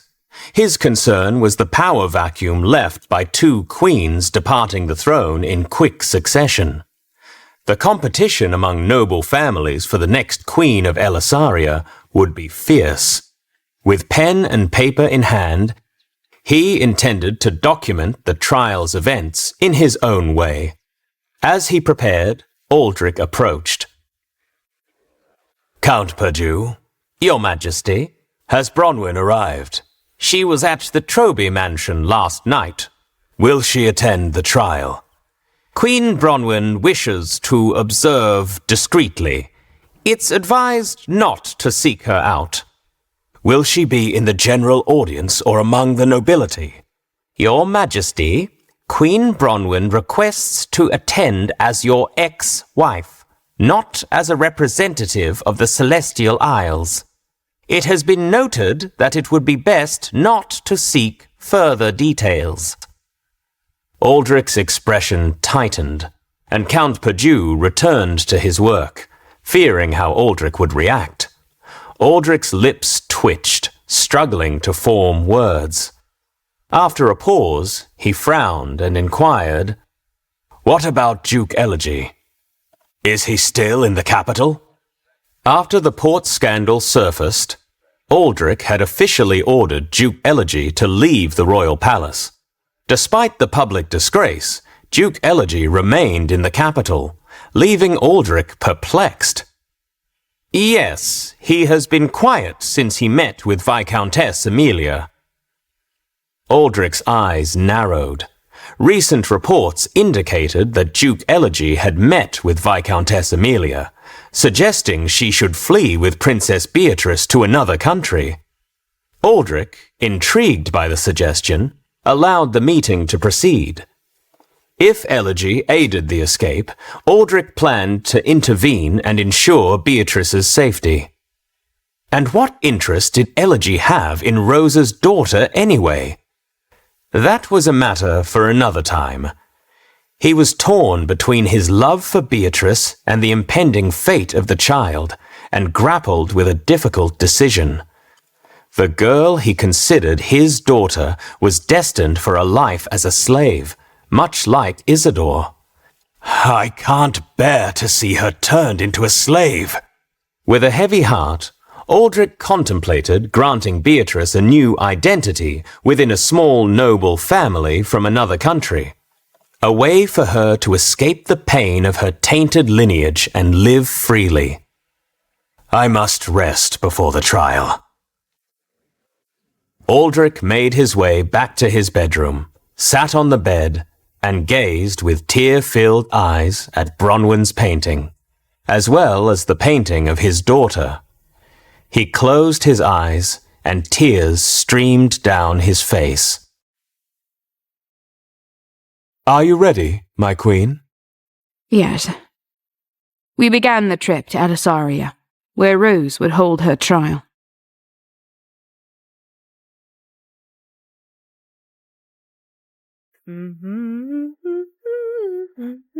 Rose studied her reflection as she ran her treasured ivory hairbrush through her silvery hair. To anyone else, the pearly white brush, the bejeweled mirror, and the dazzling shine of Rose's metallic locks would seem like the pinnacle of luxury. But to Rose, the brush looked like rotting bone. The mirror, studded with the expendable wealth of royalty, mocked her. And her hair looked to her as though it had lost all its luster, lying limp on her shoulders once the brush was through with it. Once, her hair and face gave her all the power she needed. Now, her beauty felt useless, and so did she. She picked up the doll on her vanity, which she would not go anywhere without these days, and looked into its worn, sewn eyes. Am I ugly? I was not given wealth. I was not given wisdom. I was given beauty, and it no longer serves me. I cannot mother my children. I cannot serve my husband. I cannot rule. I should be dead. Rose continued sobbing into her soft, freshly brushed mane. Rose looked at the sound to see Aldrich standing at the partition between the drawing room and her bedroom. She suddenly straightened, shocked at the sight of him. When did you get here?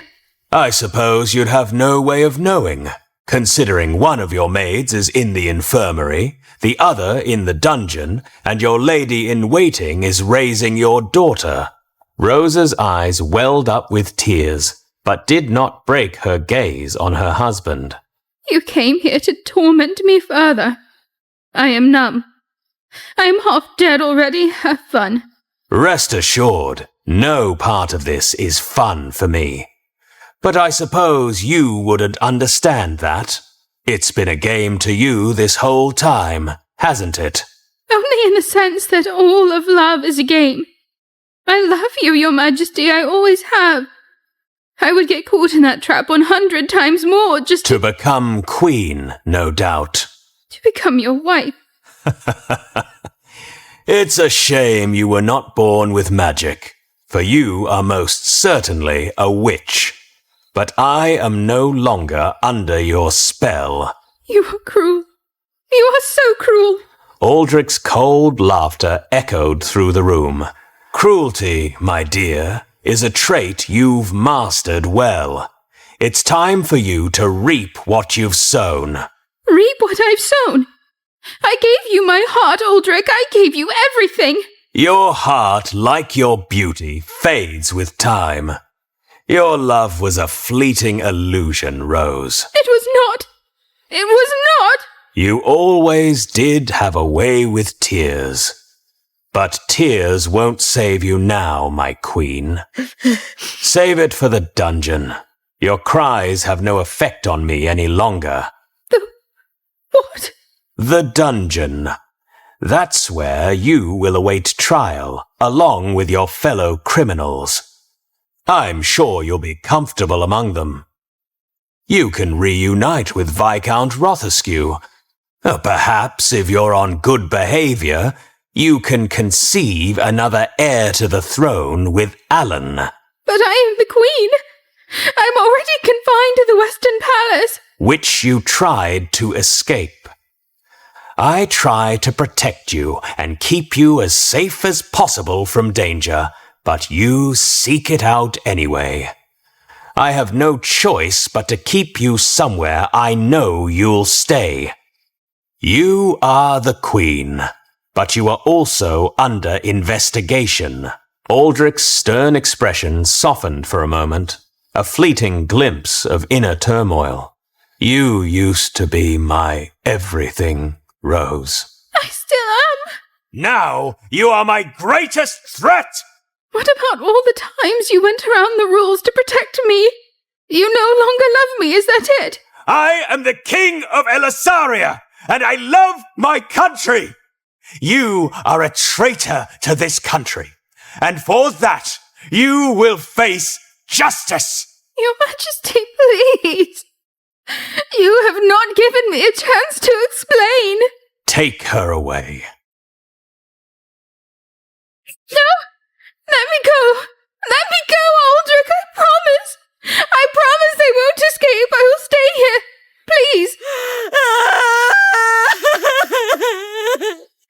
I'll do anything, please, Aldrich. You will address me as your Majesty.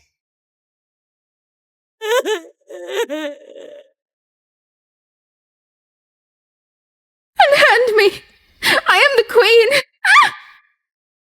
Rose was thrashing in the hands of the knights and landing blows on their helmets. She pulled her right arm free and attempted to run. But she was outnumbered, and there was no use. You're just going to bruise yourself, Rose.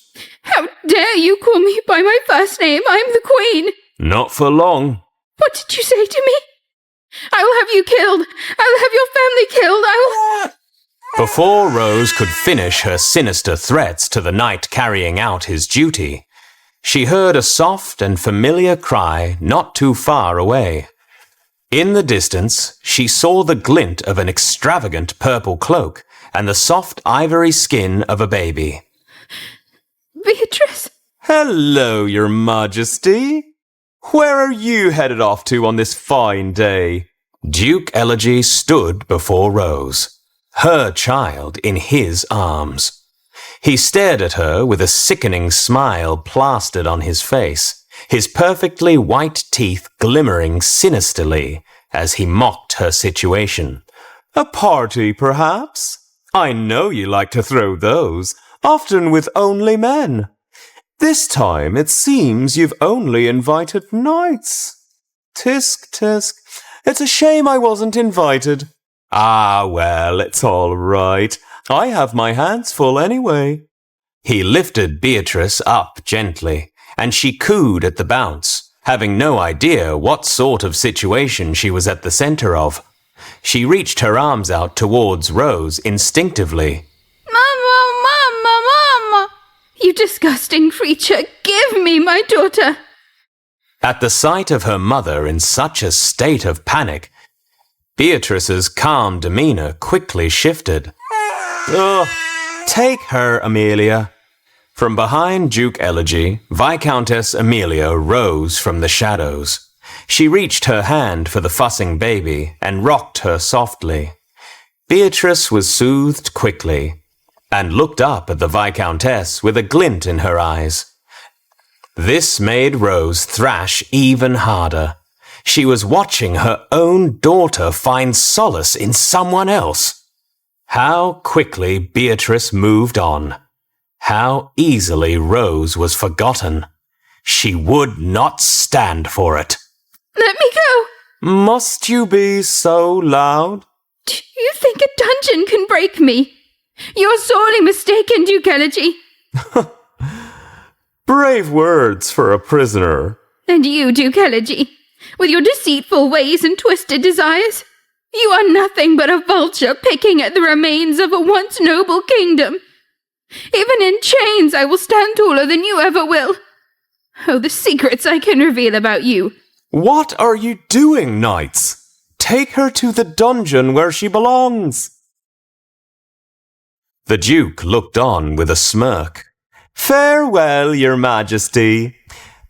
Perhaps you'll find your strength in the depths of the dungeon. Rose disappeared around the corner, her desperate cries fading with each step.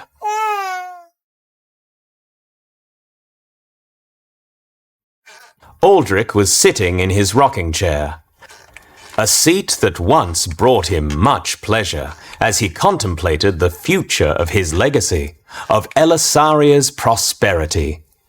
But today he was overwhelmed by the dangers that surrounded him, his family and his country. Had he failed as a king, as a man? He couldn't bear to consider such a truth. And most harrowing of all, he was afraid he was in the midst of failing Beatrice. It was true that it became evident she was not his daughter, but that was not her fault. The innocent did not deserve to be persecuted. That is why he had decided to save Rose in the first place. But the guilty did. That is why he would keep her in the dungeon. If she were not grateful for all he did for her, he would do nothing any longer. Your Majesty, Viscountess Amelia is here, as you requested. Very well, guard. Send her in. Your Majesty, you beckoned me? Aldrich kept his eyes on the fire, but addressed her bluntly. His eyes were distant, but his words were clear. She's not my blood, but I've watched her grow and cared for her as my own. What does Duke Elegy's attachment mean for her? Do you speak of Beatrice? Aldrich then turned to look at her. She looked at her feet, embarrassed at the question. Of course he meant Beatrice. Your concern for her well-being speaks volumes, Your Majesty. Despite the blood, the bond you share is real. Tell me everything about the dangers that may lurk around her. It appears he is truly drawn to her innocence, her untainted spirit.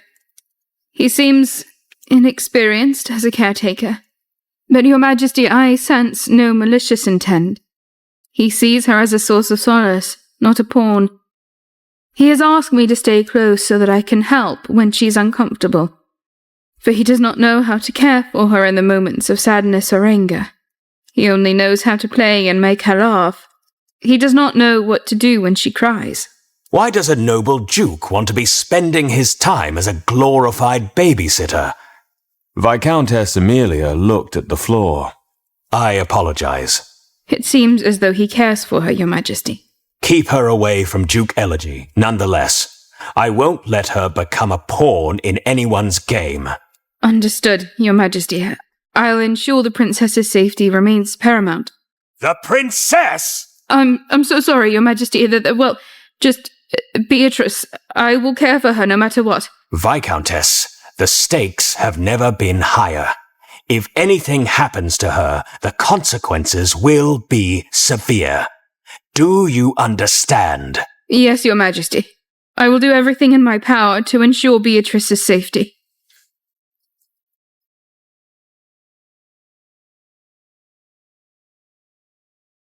I looked out the window of the carriage wistfully, watching the landscape become more familiar to the type of environment I grew up in.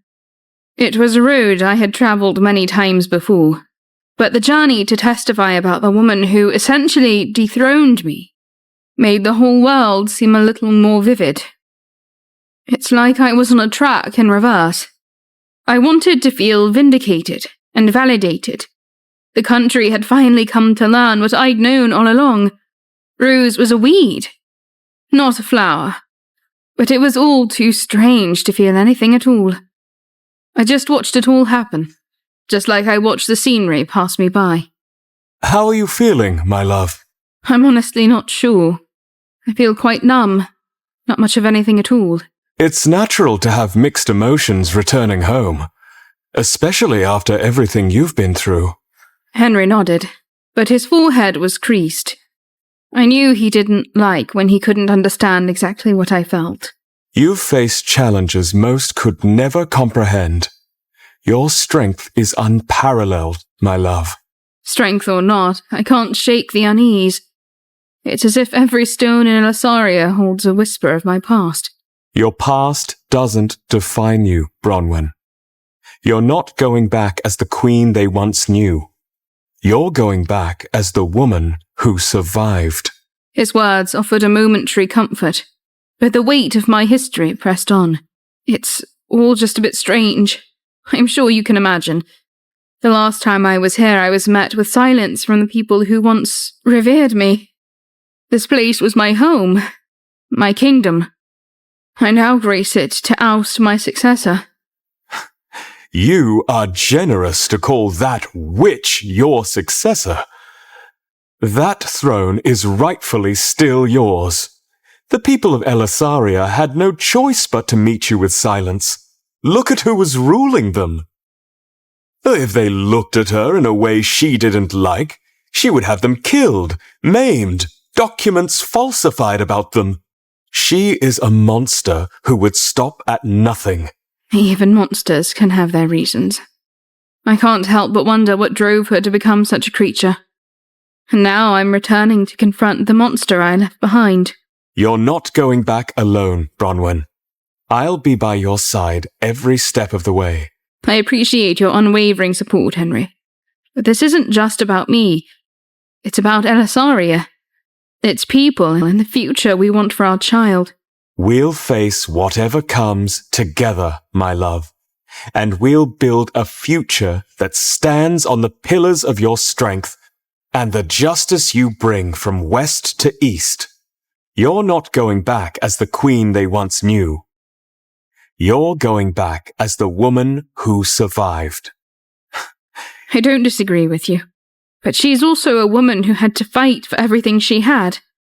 I feel as though she's teetering on the edge of a dangerous cliff, and I have been brought home to push her out. I want to be loved, not hated or feared. My hands automatically went to my stomach, and my thoughts went to the tiny body inside my pregnant belly. My seamstresses had begun to make me a new maternity wardrobe, for I was no longer fitting into the beautiful pieces I had before. This meant there was no way of hiding the truth of my circumstances. I love you, and I love our baby. It was as if he had read my thoughts. For a moment, I wondered if he had. You will walk proudly through the streets of Elisaria. I will hold your hand, and you will protect our child. You will be respected, if nothing else. People will be free to cheer for you, as I'm sure they've wanted to since you left. They know now why you had to leave. You had to protect yourself. My eyes welled with tears. This man knew how to be so tender sometimes. He smiled at me, always seeking for an opportunity to find levity. Plus, you fell in love. With a bird. Well, they don't need to know that. I want to do what's right for Elisaria, for those poor children. But I do fear putting the nail in Rose's coffin. It feels a cruel fate even for her, to return to slavery. Perhaps I can request exile. Look outside. As I turned back to the window, I saw pieces of an elegant carriage shattered across the woods. It looked like it had exploded. At first, I was confused. Was this our carriage? Someone in our caravan? I grabbed the sill of the window and began to panic. Look more closely. As I inspected the remnants of the carriage, I saw the Elisarian insignia. It took me a moment, but I realized. Skylar. Yes. That is the carriage that Rose tried to kill Skylar in. That is the kind of woman she is. You must forget your qualms. You must follow her up the cliff one final time. And you must push.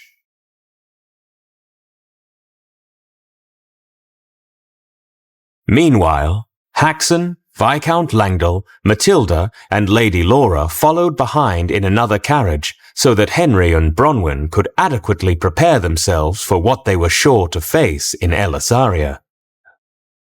Ouch! Are you all right, Haxon? Yes, thank you, Matilda. Ah, it must mean we're getting close to Elisaria.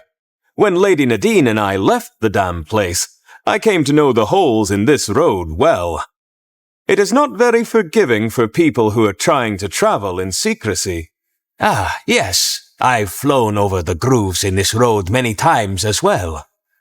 I'm surprised I did not anticipate the bumpy road. Flown? Yes. Urgent matters to get back to. Traveled so quickly it was like flying. Ah. The peaceful journey was abruptly shattered as the distant clatter of hooves grew louder, accompanied by menacing shouts. The caravan was under attack. What's going on? Viscount Langdell unsheathed his sword. We are under attack. Ladies, get in! Viscount Langdell lifted up the seat he was on to reveal a hidden compartment. Lady Laura scrambled inside. Matilda, what are you doing? I cannot. I want to help. It's not safe. Viscount Langdell, please. My brother is a knight. Let me help. If we make it out of this, you must spend far less time with Cedrica. With that, Lady Laura hid in the compartment. Matilda was shaking, but ready to join the men. Get out, or we'll make you get out! Ah, bandits. Looks like Elisaria is not the only challenge we'll be facing. We can handle a few bandits. Get ready, everyone. Matilda, stay close. I will. Who goes there, and what do you want with us? The carriage was encircled by a group of rough-looking bandits on horseback, their faces obscured by tattered scarves. Well, well, what have we here? Nobles on a little journey? If you're after gold, you'll find none here. Gold, silver, jewels. We're not after your riches, although you nobles always think we want your money. It's to see you fall is what we want. Ah! With no further ado, Viscount Langdell charged towards the bandit leader. The clash of steel and the sounds of battle echoed along the desolate road, far-reaching cries for no one to hear. The group fought valiantly, defending their carriage from the relentless bandit onslaught. Haxon, Matilda, and Viscount Langdell took the bandits down one by one. Haxon slashed one man's Achilles heel, leaving him on the floor. Viscount Langdell knocked another one unconscious with the back of his sword. Matilda, having grown up avoiding being chased by her brother, was leading two of the men on such a wild goose chase that they had become dizzy and wound up smashing into each other, falling to the ground. I kicked one. Suddenly, the last man standing had her in his grip, sword to her neck. Take one step closer, and she gets it. From behind this man, Laura came and smashed him hard on the head with a rock. Lady Laura! That was exhilarating. Viscount Langdell began towards the body on the floor and lifted up the man's sleeve. In it was an insignia he didn't recognize. Is this from a family you know, Haxon? Haxon came closer and took a closer look. Yes. Lady Catherine, the former queen, had that on all her jewellery. It is the crest of the Carriage family. It seems the old Duke is not done with us yet. Come now. Elisaria awaits. We must catch up to King Henry to inform him of what happened.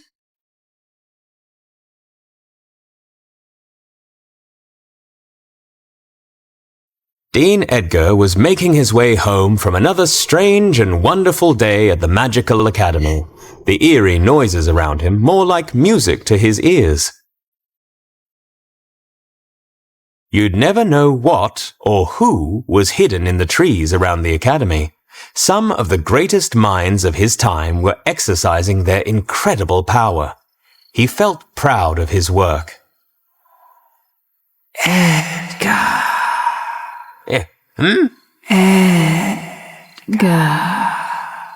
He looked around to see the source of the voice calling his name. Hello? Is this some sort of a joke? Suddenly, he saw the shadow of an arm creep out from what seemed to be a stone wall. It was waving to him, beckoning him. Curious, he started forward.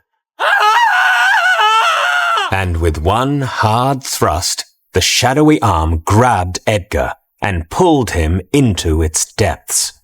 Even if anyone had been around to witness it, no one would have been able to see where he went. He was with her now.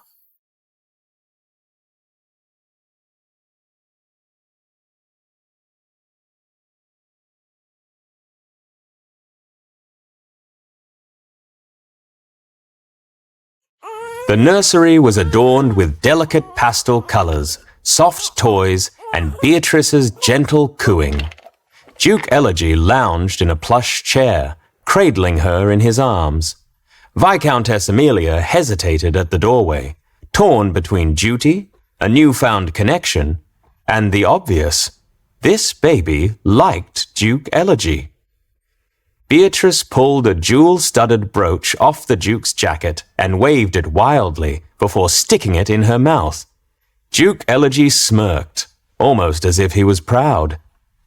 "She's quite the captivating little mischief-maker, isn't she, Viscountess Amelia?" His Majesty has explicitly forbidden any interaction between Beatrice and yourself, Duke Elegy. It's against his decree. Ah, decrees. Such boring rules for a dull kingdom. But this, my dear Amelia, is a tale of rebellion and secret alliances. You know this child is better off with me around. You won't be able to protect her yourself. At least not for long. I cannot defy the king's orders. It puts Beatrice and myself in great peril. Duke Elegy gently handed Beatrice to Viscountess Amelia, a playful glint in his eyes. And who told you that? The king? The one whose rule is crumbling beneath him, who has no relation to this child? I don't wish to endanger either of you, Amelia. But there's a connection, an unspoken bond between Beatrice and me. You see it, don't you? I do sense a bond, Duke Elegy, but my loyalty lies with His Majesty. Duke Elegy approached Viscountess Amelia.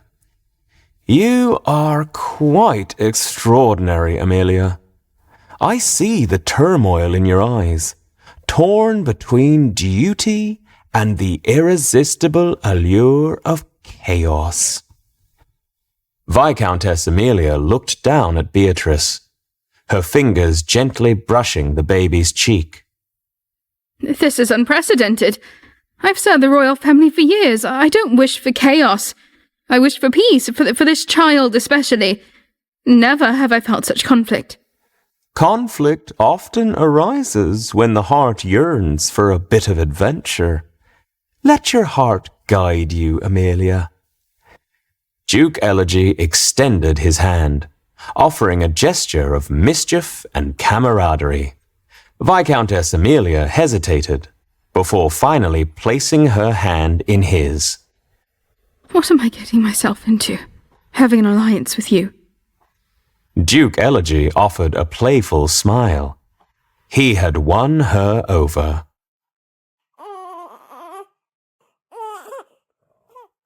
Aldrich sat in his usual place by the fire, able to get some work done for once. He had been so distracted by all the turmoil that he had nearly forgotten his duties to Elisaria. But suddenly, today, he had the strength. He wondered why. Count Perdue is here, Your Majesty. Perdue? Come in. Hello, Your Majesty. What news do you bring? I know that look on your face.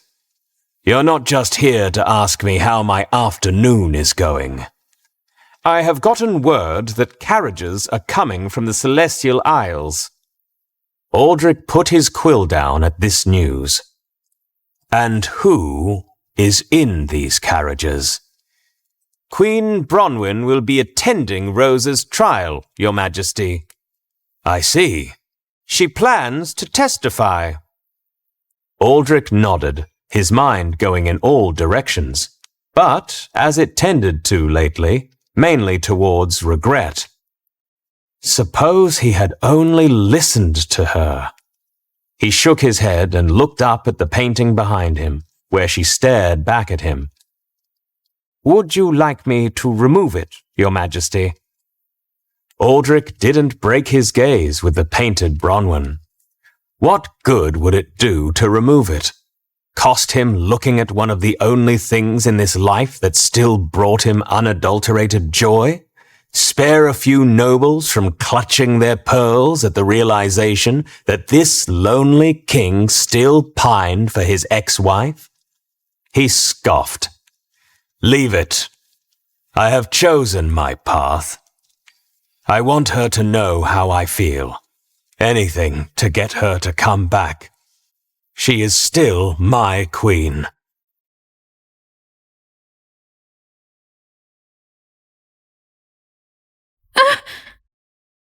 Let me out! Rose looked around her new cell and began to cry. Not because of what she saw, but because of what she didn't see. It was pure darkness. The only source of light came from above her, a window she couldn't even reach. It was barely the width of her finger, but a tiny shred of light peeked through. She stared at it, hoping for it to grow large enough for her to crawl out. Please, please, please. She had been through so much, but had never been this afraid. There was no one to charm, no one to bribe. There was just no one. She could see no one, and no one could see her. Who was she if she could not be seen? She began to tug on her hair in frustration.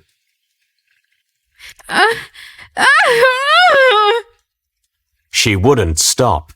There was a perverse pleasure in the pain. You mean nothing. She screamed at her silvery hair, the mane that might as well be air in this darkness. She pounded her fist on the wall and felt a sharp pain. She touched her hand and felt hot blood trickling down. She rubbed her hand against the wall to find what hurt her, and felt a jagged edge in the cement that formed the wall. Suddenly, she put her head closer to it, took thick locks of hair she had been tugging, and sliced them off against that jagged edge. Die! Shed! On the other end of the dungeon, Viscount Rothescue sat in a slightly more illuminated corner, counting his meagre blessings. A narrow window in his cell allowed glimpses of daylight, and he could discern day and night patterns. Nearby, his son Alan paced anxiously, muttering incomprehensible words with occasional mentions of Isidore. Oh, will you shut the hell up, boy? Isn't it bad enough we're imprisoned? Do we also have to be tortured by your garbling? Just trying to concentrate. I said shut up! I said shut up! You two, there's a visitor. 5 minutes. Father, brother, Lily? Alan, How is he? How is Isidore? he's well. King Aldrich has supplied me with funds to care for myself, and there is enough to pay for a nanny. He has everything he needs and more. Your son is safe. Is that all you came to say, girl? To bring us good tidings from someone in the free world? I came to vow to help you. I want you to know I will do whatever it takes to free you both. I will find evidence. King Aldrich has begun to hate that wench as much as we do. She sits in a cell in this very prison awaiting trial. He's the one who sent her there. He's on our side, and I will ensure your safety, your freedom. Then what are you doing here? Every moment you waste is a moment closer to our deaths. Thank you, Lily. Tell him I love him. Thank you. Oh, thank you. I will return when I have more news. You won't be here for long, I promise. I just need to get past it. Yeah!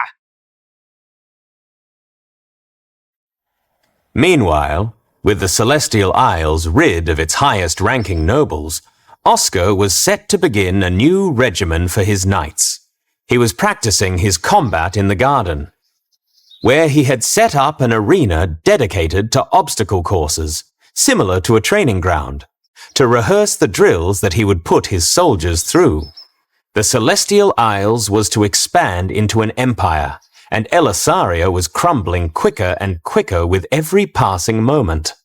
Oscar's time to step up was now, and he would not miss this opportunity.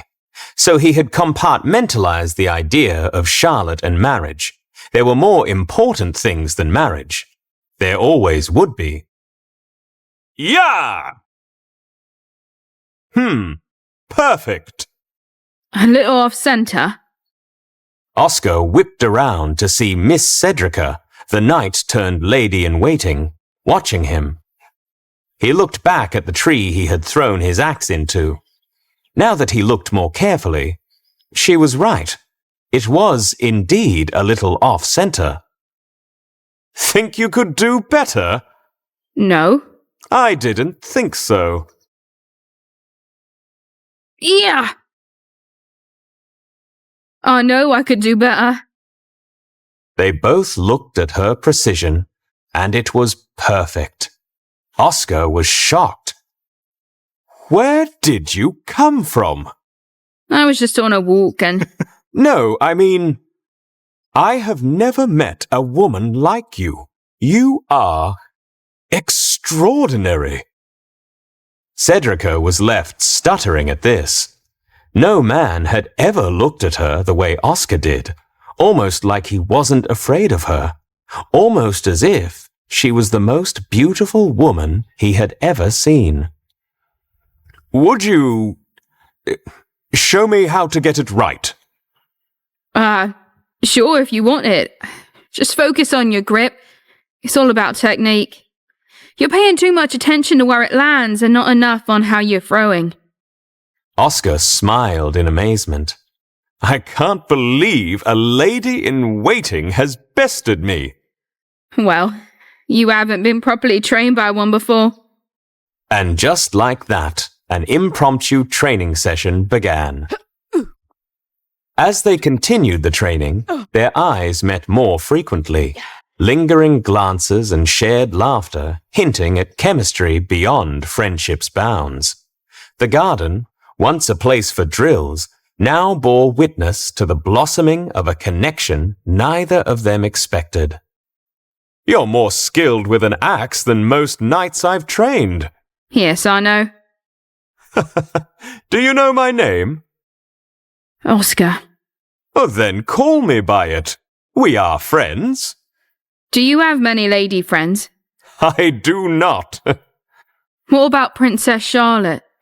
Make no mistake, she is not my friend. She was just contracted to be my wife. Cedrica put the axe she was holding down. Excuse me, I must go. Wait! Can we... But she was gone. Do this again? Oscar stared after her in amazement. What had he done to send her away? He didn't know what type of woman he was messing with, but he knew he wanted more of it.